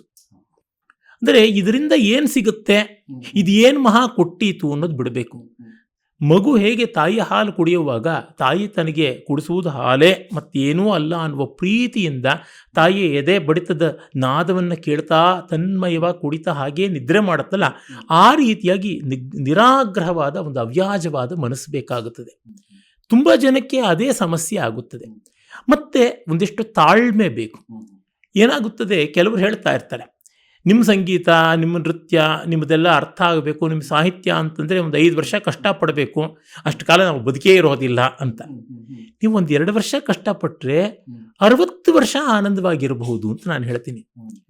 ಈಗ ಒಂದು ಮಾವಿನ ಮರವನ್ನು, ತೆಂಗಿನ ಮರವನ್ನು ಹಾಕಿದ್ರೆ ಜೀವನ ಇಡೀ ಫಲ ಕೊಡ್ತಾ ಇರುತ್ತೆ. ಅದೇ ನಾವು 2 ತಿಂಗಳಿಗೆ 3 ತಿಂಗಳಿಗೆ ಏನೋ ಒಂದು ಕೊಡುತ್ತೆ ಅಂತಂದರೆ ಅದನ್ನು ಮತ್ತೆ ಮತ್ತೆ ಹಾಕಿ ಬೆಳೆಸ್ತಾ ಇರಬೇಕು. ಆ ರೀತಿಯಾದ ಬೆಳೆ ತಪ್ಪಲ್ಲ, ಈ ರೀತಿಯಾದ ಬೆಳೆ ಖಂಡಿತವೂ ತಪ್ಪಲ್ಲ. ಅದನ್ನು ನೋಡಬೇಕಾಗುತ್ತೆ. ದೀರ್ಘಕಾಲ ಉಂಟು. ಅದಕ್ಕಾಗಿ ಚಿಕ್ಕ ವಯಸ್ಸಿನಲ್ಲಿ ಈ ಪರಿಶ್ರಮ ತುಂಬ ಕಷ್ಟ ಅನಿಸೋಲ್ಲ. ವಯಸ್ಸಾದ ಮೇಲೆ ಸ್ವಲ್ಪ ಕಷ್ಟ. ಈಗ ಒಂದು ವ್ಯಾಯಾಮ ಇರಬಹುದು, ಒಂದು ಮಗ್ಗಿ ಲೆಕ್ಕ ಬಾಯ್ಪಾಠ ಮಾಡೋದಿರಬಹುದು, ಇಂಥವನ್ನೆಲ್ಲ ಚಿಕ್ಕ ವಯಸ್ಸಿನಲ್ಲಿ ಕಲಿತರೆ ಒಳ್ಳೆಯದು. ಈಗ ಈಜು, ಕಾರ್ ಡ್ರೈವಿಂಗ್, ಈ ಥರದ್ದೆಲ್ಲ ಟೀನ್ಸ್ ಒಳಗೆ ತಾರುಣ್ಯಕ್ಕೆ ಬರೋಕ್ಕೆ ಮುಂಚೆ ಕಲ್ತಂಗೆ ನನ್ನಂಥವಾಗಿ ಕಲಿಯೋಕ್ಕಾಗೋಲ್ಲ. ಹೀಗಾಗಿ ತಾಳ್ಮೆ ಜೊತೆಗೆ ಒಂದು ಚಿಕ್ಕ ವಯಸ್ಸಿನಲ್ಲೇ ಅದಕ್ಕೊಂದು ರುಚಿ. ಹಿಂದೆ ಎಲ್ಲ ಏನಾಗ್ತಾ ಇತ್ತು, ನಮ್ಮ ಪರಿಸರದಲ್ಲೇ ಅದು ಇತ್ತು, ಈಗ ಸ್ವಲ್ಪ ಕಡಿಮೆ ಆಗಿದೆ. ಯಾವುದೇ ಒಂದು ದೇವಸ್ಥಾನಕ್ಕೆ ಹೋದರೆ ಅಲ್ಲಿ ಏನೋ ಭಜನೆ ಇರ್ತಾ ಇತ್ತು, ಅಥವಾ ಒಂದು ಹರಿಕತೆ ಇರ್ತಾ ಇತ್ತು. ಸಿನಿಮಾಗಳಿಗೆ ಹೋದರೂ ಅಲ್ಲಿ ಸಂಗೀತ ಒಳ್ಳೆ ಚೆನ್ನಾಗಿರ್ತಕ್ಕಂಥ ಹಾಡುಗಳಿರ್ತಾ ಇತ್ತು.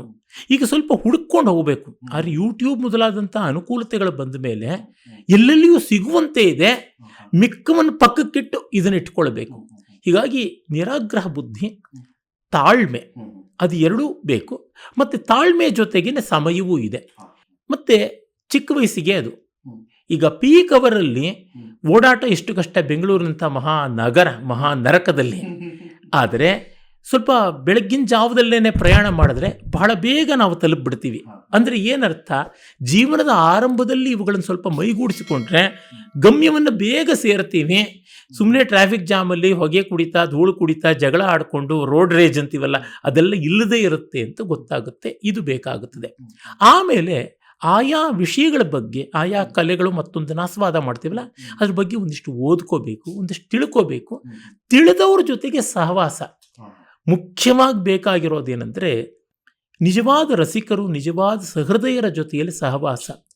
ಈಗ ವರ್ಚುವಲ್ ವರ್ಲ್ಡ್ ಜಾಸ್ತಿ ಆಗಿಬಿಟ್ಟಿದೆ. ಅದರ ಪ್ರಯೋಜನಗಳಿದ್ದರೂ ಒಂದು ತೊಂದರೆ ಏನಂದರೆ ವ್ಯಕ್ತಿಗಳನ್ನ ನೋಡೋದನ್ನು ಬಿಟ್ಬಿಡ್ತೀವಿ. ಆಗ ಪ್ರೋಗ್ರಾಮ್ಡ್ ಇನ್ಫಾರ್ಮೇಷನ್ನೇ ಬರ್ತಾ ಇರುತ್ತೆ ಹೊರತು ನಾವು ಹೊಸದಾಗಿ ಎಕ್ಸ್ಪ್ಲೋರ್ ಮಾಡ್ತಾ ಇರೋಲ್ಲ. ಆ ದೃಷ್ಟಿಯಿಂದ ಸಂಗೀತವೋ, ನೃತ್ಯವೋ, ಸಾಹಿತ್ಯವೋ ಗೊತ್ತಿರೋರನ್ನ ವಾರಕ್ಕೊಮ್ಮೆ ಆದರೂ 1-2 ಗಂಟೆ ಕೂತು 4 ಜನ ಮಾತಾಡೋದು.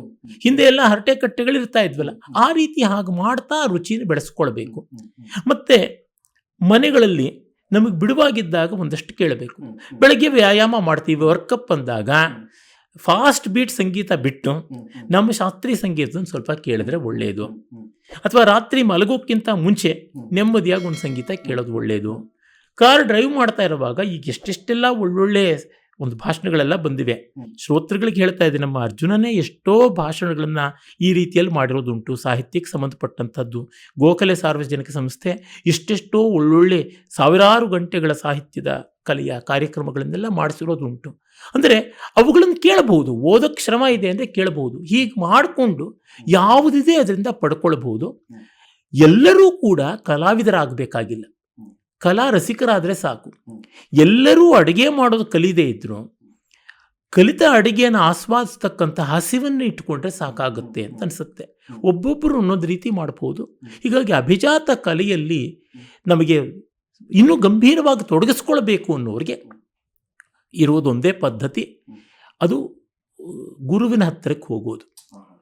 ಇನ್ಯಾವುದು ಬೇರೆ ಇಲ್ಲ. ಗುರು ಅಂದರೆ ಏನು? ನಮಗಿಂತ ಎಲ್ಲ ವಿಧದಲ್ಲೂ ಹೆಚ್ಚಿನವನಾದವನು ಅಂತ. ಆದರೆ ಆತ ಕಲಿಕೆಯಲ್ಲೂ ಅನುಭವದಲ್ಲೂ ಎರಡೊಳಗೂ ಹೆಚ್ಚಿನವನಾಗಿದ್ದಾನೆ, ಮತ್ತು ಕಲಿಸುವ ಪ್ರೀತಿಯನ್ನು ಒಳಗೊಂಡಿದ್ದಾನೆ ಅಂತ. ಇದರ ಮಹತ್ವ ತುಂಬ ಇದೆ. ಜಗತ್ತೇ ಗುರು, ಎಲ್ಲಿಂದಲೂ ಕಲಿಬಹುದು. ಆದರೆ ಒಬ್ಬ ವ್ಯಕ್ತಿ ಇದ್ದರೆ ಸುಲಭವಾಗಿ ಕಷ್ಟ ಇಲ್ಲದೆ ಆಗುತ್ತದೆ. ನಾವು ಈಗ ಟ್ರಯಲ್ ಆ್ಯಂಡ್ ಎರರ್ ಬೇಸಿಸ್ ಮೇಲೆ ನಾನು ನ್ಯೂಟನ್ಸ್ ಲಾ ಆಫ್ ಮೋಷನನ್ನು ಕಂಡುಕೋಬಹುದು, ಈಗಾಗಲೇ ಕಂಡುಹಿಡಿದು ಬಿಟ್ಟಿದ್ದಾರೆ. ಯಾಕೆ ನಾನು ಅದು ಶ್ರಮ ಪಡಬೇಕು? ಒಬ್ಬ ಫಿಸಿಕ್ಸ್ ಮೇಸ್ಟ್ರ ಹತ್ರ ಹೋಗ್ಬಿಟ್ಟು ಪಾಠ ಹೇಳಿಸ್ಕೊಂಡ್ರೆ ಆಯಿತು. ಈ ದೃಷ್ಟಿಯಿಂದ ಒಬ್ಬ ಒಳ್ಳೆಯ ಗುರುವಿನ ಹತ್ರಕ್ಕೆ ಹೋಗಬೇಕು.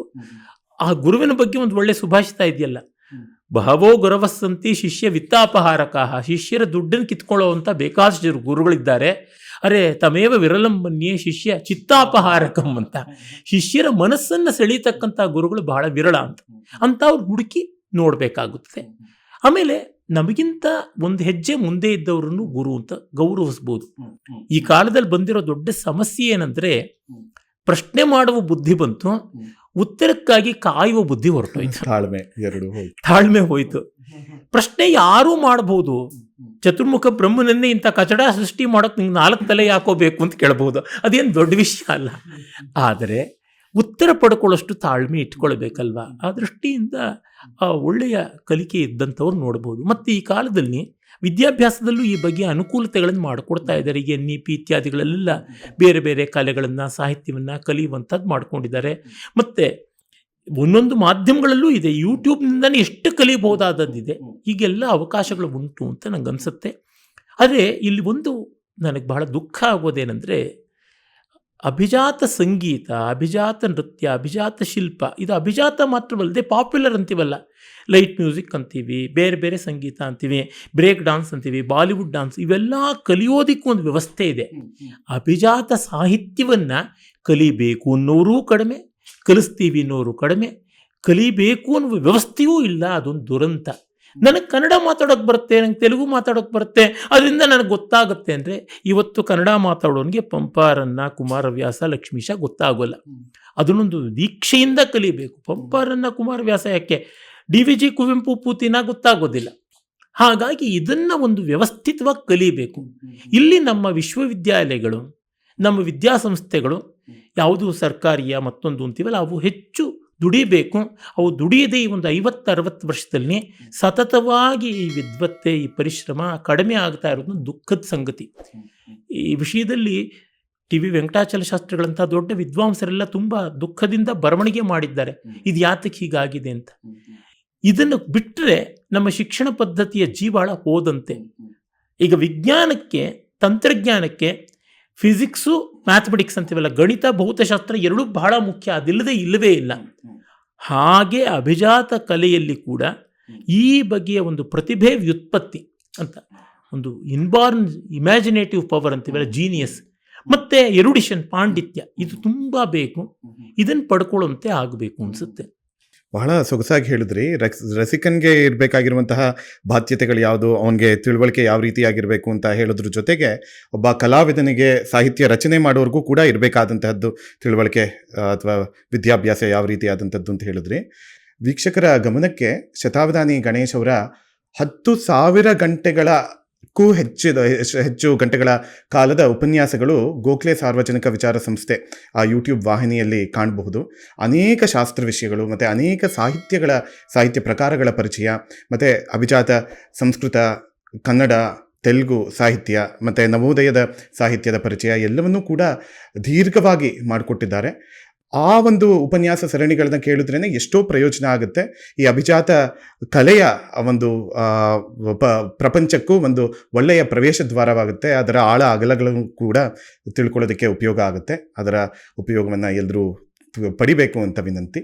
ಈಗ ಅಭಿಜಾತ ಸಾಹಿತ್ಯವನ್ನು ಒಬ್ಬ ವ್ಯಕ್ತಿನೇ ತಾನೇ ಸ್ವತಂತ್ರವಾಗಿ ರಚನೆ ಮಾಡೋಕ್ಕೆ ಸಾಧ್ಯವಾ, ಅಥವಾ ಅವನು ಸದಾಕಾಲ ಸಂಸ್ಕೃತಿಯ ಮೇಲೆ ಅವಲಂಬಿತನಾಗಿ ಇರಬೇಕಾ ಅಂತ? ಈಗ ಉದಾಹರಣೆಗೆ ಯಾರೋ ಡೆನ್ಮಾರ್ಕಲ್ಲಿ ಇರೋವಂಥವನೊಬ್ಬ ಅವನು ಅಭಿಜಾತ ಸಾಹಿತ್ಯವನ್ನು ರಚನೆ ಮಾಡೋದಕ್ಕೆ ಸಾಧ್ಯವ? ಅದಕ್ಕೆ ಈ ಆಭಿಜಾತ್ಯವನ್ನು ಕೊಡುವಂತಹ ಅಂಶಗಳು ಯಾವುದು ಅಂತ ನೀವು ಹೇಳಿದ್ರಿ. ಆದರೆ ಅದಕ್ಕೆ ಸಂಸ್ಕೃತಿಯ ಕೊಡುಗೆ ಯಾವ ರೀತಿಯಾಗಿ ಇರುತ್ತೆ? ಬಹಳ ಬೆಲೆ ಬಾಳುವ ಪ್ರಶ್ನೆ. ಈ ಥರ ಪ್ರಶ್ನೆಗಳನ್ನು ಸಮಾಜದಲ್ಲಿ ಜನ ಕೇಳಿಕೊಂಡ್ರೆ ತುಂಬ ಒಳ್ಳೆಯದು ಅನಿಸುತ್ತೆ. ಅದೇ ಸಂದರ್ಭದಲ್ಲಿ ಒಂದು ಹೇಳಬೇಕೇನೆಂದರೆ, ಕನ್ನಡವನ್ನು ಮತ್ತು ಇನ್ನೂ ಕೆಲವು ಭಾರತೀಯ ಭಾಷೆಗಳನ್ನು ಅಭಿಜಾತ ಭಾಷೆಗಳು ಅಂತ ಕೇಂದ್ರ ಸರ್ಕಾರ ಹಲವು ವರ್ಷಗಳ ಮುಂಚೆಯೇ ಉದ್ಘೋಷ ಮಾಡಿತ್ತು. ತುಂಬ ಬೆಲೆ ಬಾಳೋದು. ಅದಕ್ಕಾಗಿ ಭಾಷೆಯ ಬಗ್ಗೆ ಕೆಲಸ ಮಾಡೋರಿಗೆ ಮತ್ತೊಬ್ಬರಿಗೆ ಎಲ್ಲ ಗ್ರ್ಯಾಂಟ್ಸ್ ಎಲ್ಲ ಕೊಡ್ತೀವಿ, ಎಲ್ಲ ಸಂಸ್ಥೆಗಳನ್ನೆಲ್ಲ ಪೋಷಣೆ ಮಾಡ್ತೀವಿ ಅಂತೆಲ್ಲ ಅದಕ್ಕೊಂದು ವಿಶೇಷವಾದ ರಿಯಾಯಿತಿ, ಪರ್ಮಿಷನ್ನು, ಅವಕಾಶ ಎಲ್ಲ ಕೊಟ್ಟಿದ್ದಾರೆ. ಆದರೆ ಇದನ್ನು ಅರ್ಥ ಮಾಡಿಕೊಂಡು ಈ ದಿಕ್ಕಿನಲ್ಲಿ ಪ್ರವರ್ತನೆ ಮಾಡೋರೇ ಇಲ್ಲವಾಗಿದ್ದಾರೆ. ಅದು ಏನಾಗಿದೆ ಅಂತಂದರೆ, ಬೆಳೆಯೇನೋ ಹುಲಸಾಗಿದೆ, ಕುಯ್ಯೋರು ಮಾತ್ರ ಕಡಿಮೆ ಅಂತ BM ಶ್ರೀಕಂಠಯ್ಯನವರು ಬೈಬಲ್ದು ಒಂದು ವಾಕ್ಯ ಹೇಳ್ತಾ ಇದ್ರಂತೆ. ಹಾಗಾಗ್ಬಿಟ್ಟಿದೆ. ಅವಕಾಶಗಳಿಗೆ ತುಂಬ ಇದ್ದಾರೆ, ಆದರೆ ಕೆಲಸ ಮಾಡುವವರೇ ಕಡಿಮೆ ಆಗಿಬಿಟ್ಟಿದ್ದಾರೆ ಅಂತ. ಇದು ದೊಡ್ಡ ದುರಂತ ಆಗಿದೆ. ಮತ್ತು ಕನ್ನಡದ ಹೆಮ್ಮೆ ಅಂತಂತ ಹೇಳ್ತೀವಿ. ಉದಾಹರಣೆಗೆ ನಾವು ಕನ್ನಡಿಗರಾಗಿದ್ದರಿಂದ ಈ ಅಭಿಜಾತ ಸಾಹಿತ್ಯವನ್ನು ಒಂದು ಪದ್ಯವನ್ನು ಸರಿಯಾಗಿ ಓದೋಕ್ಕೆ ಬರಲ್ಲ ಅನ್ನೋನು ಯಾವ ಮಾತ್ರದ ಯೂನಿವರ್ಸಿಟಿ ಪ್ರೊಫೆಸರ್ ಇವತ್ತು ಪಂಪನನ್ನು ಓದದೆ ಕಥೆ ಮಾತ್ರ ತಿಳ್ಕೊಂಡು PhD ತಗೊಳ್ತಕ್ಕಂಥವ್ರು ಇದ್ದಾರೆ ಪಂಪನ ಮೇಲೆ. ಒಂದು ಪದ್ಯವಾದರೂ ಚೆನ್ನಾಗಿ ಬಾಯ್ಪಾಠ ಮಾಡದೇ ಇದ್ದರೆ ಹೇಗೆ? ಈ ಥರ ನೋಡಿದಾಗ ಅಭಿಜಾತ ಸಾಹಿತ್ಯವನ್ನು ಅನುಸಂಧಾನ ಮಾಡುವವರಿಗೆ ವ್ಯವಸ್ಥೆಗಳಲ್ಲಿ ಕೊರತೆ ಇದೆ, ಆದರೆ ಅದರ ಆಚೆ ಇಲ್ಲ. ಉದಾಹರಣೆಗೆ ಒಬ್ಬರು ಕುಮಾರ ಜುಗಣಸ್ವಾಮಿಗಳು ಅಂತ ಒಬ್ಬರು ಶ್ರೇಷ್ಠ ಯತಿಗಳಿದ್ದರು. ಅವರು ಒಳ್ಳೆ ಸಾಹಿತಿಗಳು. ಅವರು ಹೇಳ್ತಾ ಇದ್ರು, ಕೆಲವು ವಿಶ್ವವಿದ್ಯಾಲಯಗಳಲ್ಲಿ ಕೇಶರಾಜನ ಶಬ್ದಮಣಿ ದರ್ಪಣವನ್ನು ಕಿತ್ತಾಕ್ಬಿಟ್ಟಿದ್ದಾರೆ, ನಾಗವರ್ಮನ ಚಂದೋಂಬುದಿಯನ್ನು ಕಿತ್ತಾಕಿದ್ದಾರೆ, ಕನ್ನಡ ಏನಾಗ್ಬಿಡುತ್ತೋ ಗೊತ್ತಿಲ್ಲ, ಇವೆಲ್ಲ ಹೊರಟೋಗ್ಬಿಡ್ತಾ ಇದೆ ಅಂತೆಲ್ಲ ಸಂಕಟಪಟ್ಟಾಗ ನಾನು ಹೇಳಿದ್ದೆ, ಯೋಚನೆ ಮಾಡಬೇಡಿ, ಆ ವಿಶ್ವವಿದ್ಯಾಲಯಗಳು ವಿಶ್ವವಿದ್ಯಾಲಯಗಳು ಇವೆಲ್ಲವನ್ನು ಕಿತ್ತಾಕಲಿ, ಪರವಾಗಿಲ್ಲ. ಹೊರಗಡೆ ಇರೋ ನನ್ನಂಥವರು, ನನ್ನಂಥ ವ್ಯಕ್ತಿಗಳ ಜೊತೆಗೆ ದುಡಿತಕ್ಕಂಥ ಮಿತ್ರರು ಎಷ್ಟೋ ಜನ ಇದ್ದಾರೆ, ಅವರು ಇದನ್ನು ಬದುಕಿಸ್ಕೋತಾರೆ ಅಂತ. ಹೀಗಾಗಿ ಇವತ್ತು ನಿಜವಾಗಿ ಕನ್ನಡ ಕಟ್ಟುವ ಭಾಷೆಯ ಅಭಿಜಾತ ಸಾಹಿತ್ಯದ ಕೆಲಸ ಈ ವ್ಯವಸ್ಥೆಗಳ ಸಂಸ್ಥೆಗಳ ಆಚೆಗೆ ತುಂಬ ನಡೀತಾ ಇದೆ. ಅದನ್ನು ನಾವು ಬಹಳ ನೋಡ್ತಾ ಇದ್ದೀವಿ. ಇದು ಒಳ್ಳೆಯದು, ಆದರೆ ಆ ಸಂಸ್ಥೆಗಳು ಹಾಗೆ ದುಡಿಬೇಕು ಅನ್ನೋದು ನನ್ನ ಅಪೇಕ್ಷೆ. ಈಗ ನಿಮ್ಮ ಗಂಭೀರವಾದ ಪ್ರಶ್ನೆ, ಎಲ್ಲಿದ್ದರೂ ನಾನು ಕನ್ನಡ ಉಳಿಸ್ಕೋತೀನಿ ಅನ್ನೋದು ಒಂದು ಮಟ್ಟಕ್ಕೆ ಸತ್ಯ, ಪೂರ್ತಿ ಆಗೋಲ್ಲ. ಇದಕ್ಕೊಂದು ಉದಾಹರಣೆ ಕೊಡ್ತೀನಿ. ಈಚೆಗಷ್ಟೇ ನಮ್ಮನ್ನು ಅಗಲದಂಥ ಬಹಳ ಪ್ರಸಿದ್ಧ ಕನ್ನಡ ಮೇರು ಸಾಹಿತಿ ಡಾಕ್ಟರ್ SL ಭೈರಪ್ಪನವರು, ಅವರು ಮೈಸೂರನ್ನ, ನಮ್ಮ ಕನ್ನಡ ನಾಡನ್ನು ಬಿಟ್ಟು ಗುಜರಾತ್ನಲ್ಲಿ, ದೆಹಲಿಯಲ್ಲಿ ಎಲ್ಲ ಇದ್ದರು ಜೀವನೋಪಾಯಕ್ಕಾಗಿ, ಅಲ್ಲಿ ಉದ್ಯೋಗ ಮಾಡ್ತಾಯಿದ್ರು. ಅವರು ಬಹಳ ಒದ್ದಾಡಿಕೊಂಡು ಮತ್ತೆ ಕರ್ನಾಟಕಕ್ಕೆ ಬರಬೇಕು, ಕನ್ನಡದ ನೆಲಕ್ಕೆ ಬರಬೇಕು ಅಂತ ಬಂದರು. ಅದಕ್ಕಾಗಿ ಅವ್ರು ಯಾವ ಪ್ರಮೋಷನ್ನು ಬೇಡ ಅಂತ, ಅದಕ್ಕೂ ಮುಂಚೆ ಕೆಲಸನೇ ಬಿಟ್ಬಿಡ್ತೀನಿ, ಇಲ್ಲೆಲ್ಲರೂ ರಾಣಿಬೆನ್ನೂರಲ್ಲಿಯೋ ಹಾವೇರಿನಲ್ಲಿಯೋ ಹೋಟ್ಲಿಟ್ಕೊಂಡಾದರೂ ನಾನು ಬದುಕ್ತೀನಿ, ಕನ್ನಡದ ವಾತಾವರಣದಲ್ಲಿರಬೇಕು. ಕಾದಂಬರಿ ಬರೆಯೋನಿಗೆ ಕನ್ನಡದ ವಾತಾವರಣ ಇಲ್ಲದೆ ಇದ್ದರೆ ಕನ್ನಡ ಕಾದಂಬರಿ ಹೇಗೆ ಬರೀತಾನೆ ಅಂತ. ಹೀಗೆ ಅಭಿಜಾತವಲ್ಲದ ಸಾಹಿತ್ಯಕ್ಕೆ ಹೀಗಿರುವಾಗ ಅಭಿಜಾತ ಕಲೆಗಳಿಗೆ ಮತ್ತೂ ಬೇಕಾಗುತ್ತದೆ. ಉದಾಹರಣೆಗೆ ವಿದೇಶದಲ್ಲಿ ನಮ್ಮ ನೃತ್ಯದ ಚಲನೆಗಳನ್ನು ಕಲಿಯಬಹುದು, ನೃತ್ಯದ ಭಾವನೆಗಳನ್ನು ಕಲಿಯೋದು ಹೇಗೆ? ಉದಾಹರಣೆಗೆ ಕೃಷ್ಣ ನೀ ಬೇಗನೆ ಬಾರೋ ಅನ್ನುವಾಗ ತಾಯಿ ಹಾಲು ಕರೆದು ಕೊಡ್ತೀನಿ ಕೃಷ್ಣ ನೀನು ಬೇಗ ಬಾ ಅಂತ ಅಭಿನಯಿಸ್ಬೋದು. ಅರೆ ಒಂದು ಹಸು ಅನ್ನೋದಿರುತ್ತೆ, ಅದಕ್ಕೆ ಹಾಲು ಅನ್ನೋದು ಕರಿಬೇಕು, ಆ ಹಸುವಿನ ಮೈ ಸವರಬೇಕು, ಆ ಕರು ಬರುತ್ತೆ, ಆ ಹಸುವಿನ ಹಾಲನ್ನು ಕುಡಿದು ಸೊರೆ ಬಿಡೋದು ಅಂತ ಬಿಡುತ್ತೆ, ಉಸಿರು ಬಿಟ್ಟಾಗ ಹಾಲು ಬರುತ್ತೆ, ಆಗ ಹಾಲನ್ನ ಹಿಂಡೋದು ಹೀಗೆ ಹೂ ಬಿಡಿಸ್ದಂಗಲ್ಲ, ಅದನ್ನು ಗಟ್ಟಿಯಾಗಿ ಹಿಂಡಿ ಮಾಡಬೇಕು. ಇವೆಲ್ಲ ನೋಡಿದರೆ ಗೊತ್ತಾಗುತ್ತದೆ. ಹಾಲು ಎಲ್ಲಿಂದ ಬರುತ್ತೆ ಅಂದರೆ ಕ್ಯಾನಲ್ಲಿ ಬರುತ್ತೆ, ಡೈರಿ ಪ್ಯಾಕೆಟಲ್ಲಿ ಬರುತ್ತೆ ಅನ್ನೋರಿಗೆ ಹಸು ನೋಡಿದರೆ ತಾನೇ ಗೊತ್ತಾಗೋದು. ಈ ಥರದ್ದು ಎಷ್ಟೋ ಉಂಟು. ಮಕ್ಕಳಿಗೆ ಸ್ನಾನ ಮಾಡಿಸೋದು ಹೇಗೆ, ಎಣ್ಣೆ ಹಚ್ಚೋದು ಹೇಗೆ, ಇವನ್ನೆಲ್ಲ ನೋಡಿ ಗೊತ್ತು ಮಾಡ್ಕೊಳ್ಬೇಕು ಅಂದರೆ ಈ ನೆಲಕ್ಕೆ ಬರಬೇಕಾಗುತ್ತದೆ. ಹೀಗಾಗಿ ಯಾವುದೋ ದೇಶದಲ್ಲಿದ್ದು ಕನ್ನಡದಲ್ಲಿ ಒಂದು ಕಾವ್ಯ ಬರಿತೀನಿ, ತೆಲುಗುನಲ್ಲೊಂದು ಕಾವ್ಯ ಬರಿತೀನಿ, ಸಂಸ್ಕೃತದಲ್ಲಿ ಒಂದು ಕಾವ್ಯ ಬರಿತೀನಿ ಅಂತಂದರೆ ಪೂರ್ಣವಾಗೋಲ್ಲ. ಇನ್ನು ನಮ್ಮ ಹಳ್ಳಿಗಳನ್ನು ಕಾಣಬೇಕು, ನಮ್ಮ ಜಾತ್ರೆಗಳನ್ನು ನೋಡಬೇಕು, ನಮ್ಮ ಸಮುದಾಯಗಳಲ್ಲಿ ಊಟ ತಿಂಡಿ ಹೇಗಿರುತ್ತೆ ಅಂತ ನೋಡಬೇಕು, ನಮ್ಮ ಜನಗಳ ಮುಖ ಹೇಗೆ ವರ್ತಿಸುತ್ತೆ. ಈಗ ನಗು ಒಬ್ಬೊಬ್ಬರು ಒಂದೊಂದು ರೀತಿ ನಗುತ್ತಾರೆ, ಸಂತೋಷವನ್ನು ಒಬ್ಬೊಬ್ಬರು ಒಂದೊಂದು ರೀತಿ ವ್ಯಕ್ತಪಡಿಸ್ತಾರೆ. ತೀರಾ ಈಚಿನವರೆಗೂ ನಮ್ಮಲ್ಲಿ ಹಿಂಗೆಲ್ಲ ಭುಜಾ ಕುಣಿಸುವಂಥದ್ದು ಐ ಡೋಂಟ್ ನೋ ಅಂತೆಲ್ಲ ಈ ಥರ ಅನ್ನೋದಿರಲಿಲ್ಲ. ಈಗೆಲ್ಲ ಹಾಲಿವುಡ್ಡಿಂದ ಆಮದಾಗ್ಬಿಟ್ಟಿದೆ. ಆಹಾ ಅನ್ನೋದು ಹೋಗಿ ಈಗ ವಾವ್ ಅಂತ ಆಗ್ಬಿಟ್ಟಿದೆ. ವಾವ್ ಕನ್ನಡಕ್ಕೆ ಬಂದ್ಬಿಟ್ಟಿದೆ, ತಪ್ಪಿಲ್ಲ ಬರಲಿ, ಆದರೆ ವಾವ್ ಬಂದು ಆಹಾ ಓಹೋನ ತಳ್ಳಿ ಹಾಕಬಾರ್ದು. ಯಾಕೆಂದ್ರೆ ಅಭಿಜಾತ ಕಲೆಯಲ್ಲಿ ಆಹಾ ಇದೆಯೇ ಹೊರತು ವಾವ್ ಇಲ್ಲ. ವಾವ್ ಬಂದ ತಕ್ಷಣ ಬಾಲಿವುಡ್ ಡಾನ್ಸ್ ಬಂದ್ಬಿಡುತ್ತೆ ಅಥವಾ ಹಾಲಿವುಡ್ ಡಾನ್ಸ್ ಬಂದ್ಬಿಡುತ್ತೆ. ಇದನ್ನ ನಾವು ಈ ಸಮುದಾಯದಲ್ಲಿ ಈ ನೆಲದಲ್ಲಿ ನಿಂತು ಮೈಗೂಡಿಸಿಕೊಂಡ್ರೆ ಬರುತ್ತದೆ, ಬೇರೆ ಯಾವುದರಿಂದಾನೂ ಅಲ್ಲ. ಇದು ಹೇಗೆ ಅಂದ್ರೆ, ನಮಗೆ ಯಾವುದೋ ಕಬ್ಬಿಣದ ಅಂಶ ಕಡಿಮೆ ಆಗಿದೆ, ರಕ್ತದಲ್ಲಿ ಹಿಮೋಗ್ಲೋಬಿನ್ ಕಂಟೆಂಟ್ ಚೆನ್ನಾಗಿರಬೇಕು ಅಂದರೆ ಕಬ್ಬಿಣದ ಅಂಶ ಚೆನ್ನಾಗಿರಬೇಕು ಅಂತಾರೆ. ಅದು ಕಡಿಮೆ ಆಗಿದೆ ಅಂತ ನಾನು ಐರನ್ ಟ್ಯಾಬ್ಲೆಟ್ಸ್ ತಗೋತೀನಿ. ಆದರೆ ಅದಕ್ಕಿಂತ ಹೆಚ್ಚಾಗಿ ಪ್ರಯೋಜನಕ್ಕೆ ಬರೋದು ಸೊಪ್ಪನ್ನು ತಿನ್ನಿ, ಕಬ್ಬಿಣದ ಸೌಟಲ್ಲಿ ಒಗ್ಗರಣೆ ಹಾಕಿ ಅದನ್ನು ಚೊಯ್ ಅಂತ ಸಾರಗದ್ದಿ, ಹೀಗೆ ಅದು ಬರಲಿ, ಕಬ್ಬಿಣದ ತವ ಮೇಲೆ ದೋಸೆ ಮಾಡಿಕೊಳ್ಳಿ, ಹಾಗೆ ಕಬ್ಬಿಣ ಮೈಗೆ ಐರನ್ ಆಕ್ಸೈಡ್ಗಳ ರೂಪದಲ್ಲಿ ಬಂದರೆ, ಸಹಜವಾಗಿ ಬಂದರೆ, ತರಕಾರಿಗಳು ಹಣ್ಣುಗಳ ಮೂಲಕ ಬಂದರೆ ಒಳ್ಳೆಯದು.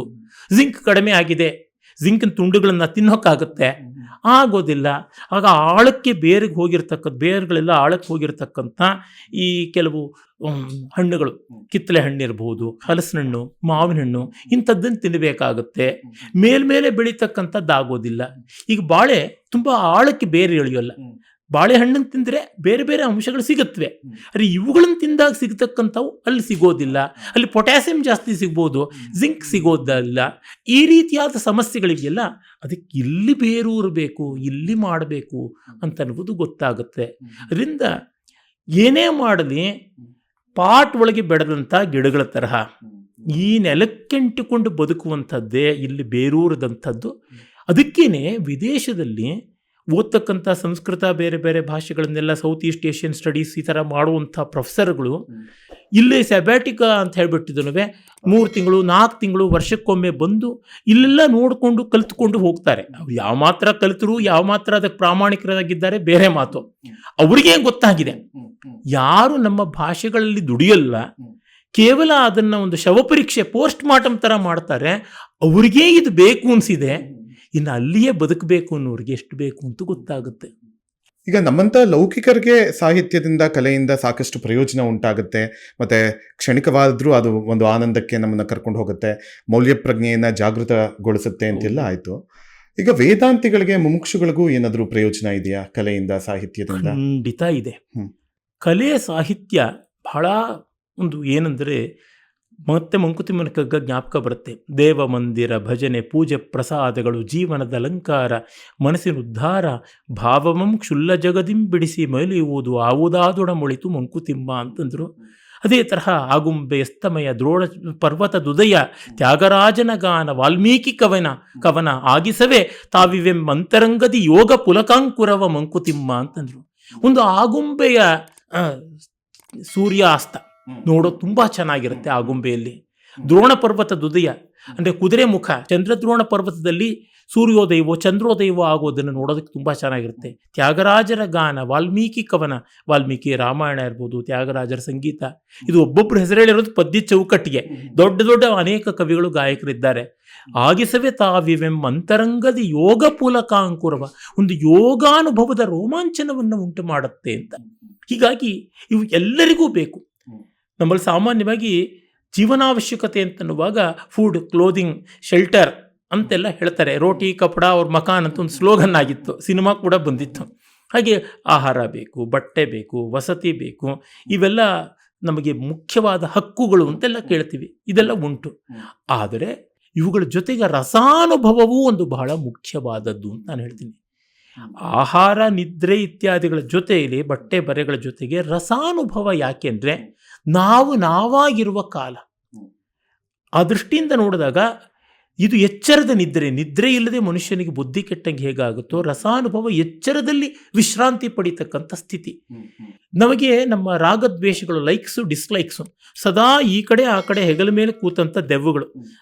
ಸಿಂದಬಾದ್ ಕಥೆಯಲ್ಲೂ ಒಬ್ಬ ಮುದುಕ ಬರ್ತಾನೆ, ಹೆಗಲ ಮೇಲೆ ಕೂತ್ಕೊಂಡು ಬಿಡೋದೇ ಇಲ್ಲ, ಉಸಿರು ಕಟ್ಟಿಸೋ ಥರ ಕಾಲಿಂದ ಅದುಮ್ತಾ ಇರ್ತಾನೆ, ಹೊತ್ಕೊಂಡು ಹೋಗು ಎಲ್ಲ ಕಡೆಗೆ ಅಂತ.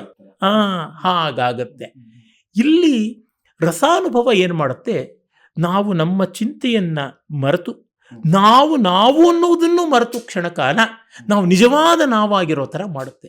ಅದು ಎಷ್ಟು ಸ್ವಲ್ಪ ಕಾಲವಾದರೂ ತುಂಬ ದೊಡ್ಡ ಕಾಲ. ಅದು ಹೇಗೆ ಅಂದರೆ, ಭಾರ ಹೊತ್ಕೊಂಡು ಹೋಗ್ತಾ ಇರ್ತೀವಿ, ಕೈ ತುಂಬ ಚೀಲ ತುಂಬಿ ಭಾರ ಆಗ್ತಾ ಇದೆ, ಯಾರೂ ಇಲ್ಲ, ಯಾವ ಸಹಾಯವೂ ಇಲ್ಲ, ಇನ್ನೊಂದು ಕೈಗೆ ವರ್ಗಾವಣೆ ಮಾಡ್ಕೊಂಡ ತಕ್ಷಣ ಎಷ್ಟೋ ಹಗುರ ಆಗುತ್ತೆ. ಹೊತ್ತಿದ್ದು ನಾವೇ, ಹೊತ್ತಿರೋ ಭಾರ ಅದೇನೆ. ಇದು ವಿದ್ಯಾರಣ್ಯರ ತಮ್ಮ ಸಾಯಣಾಚಾರ್ಯರು ಹೇಳುವಂಥ ಶ್ಲೋಕ ಸುಭಾಷಿತ ಸುಧಾನಿಧಿಯಲ್ಲಿ.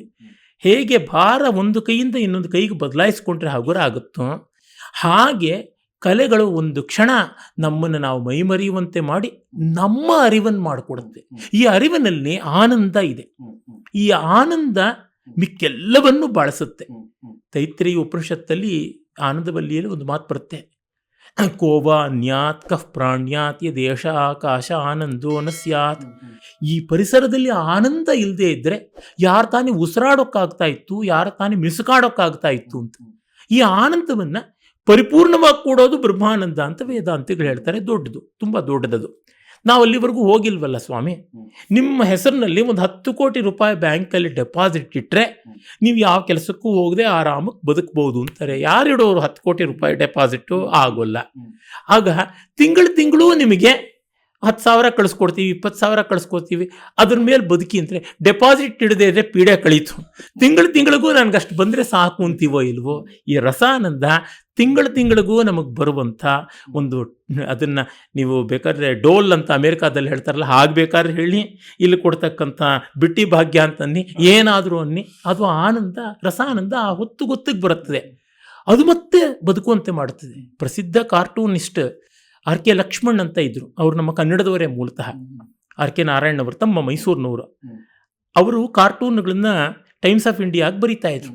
ಟೈಮ್ಸ್ ಆಫ್ ಇಂಡಿಯಾ ಪತ್ರಿಕೆಯಲ್ಲಿ ಮೊದಲ ಪುಟದಲ್ಲಿ ಇರ್ತಾ ಇತ್ತು. ಅದನ್ನು ಕುರಿತು ಹೇಳ್ತಾ ಇದ್ರು, the whole of Bombay waits for the cartoon of R K. Laxman and goes to bed ಅಂತ.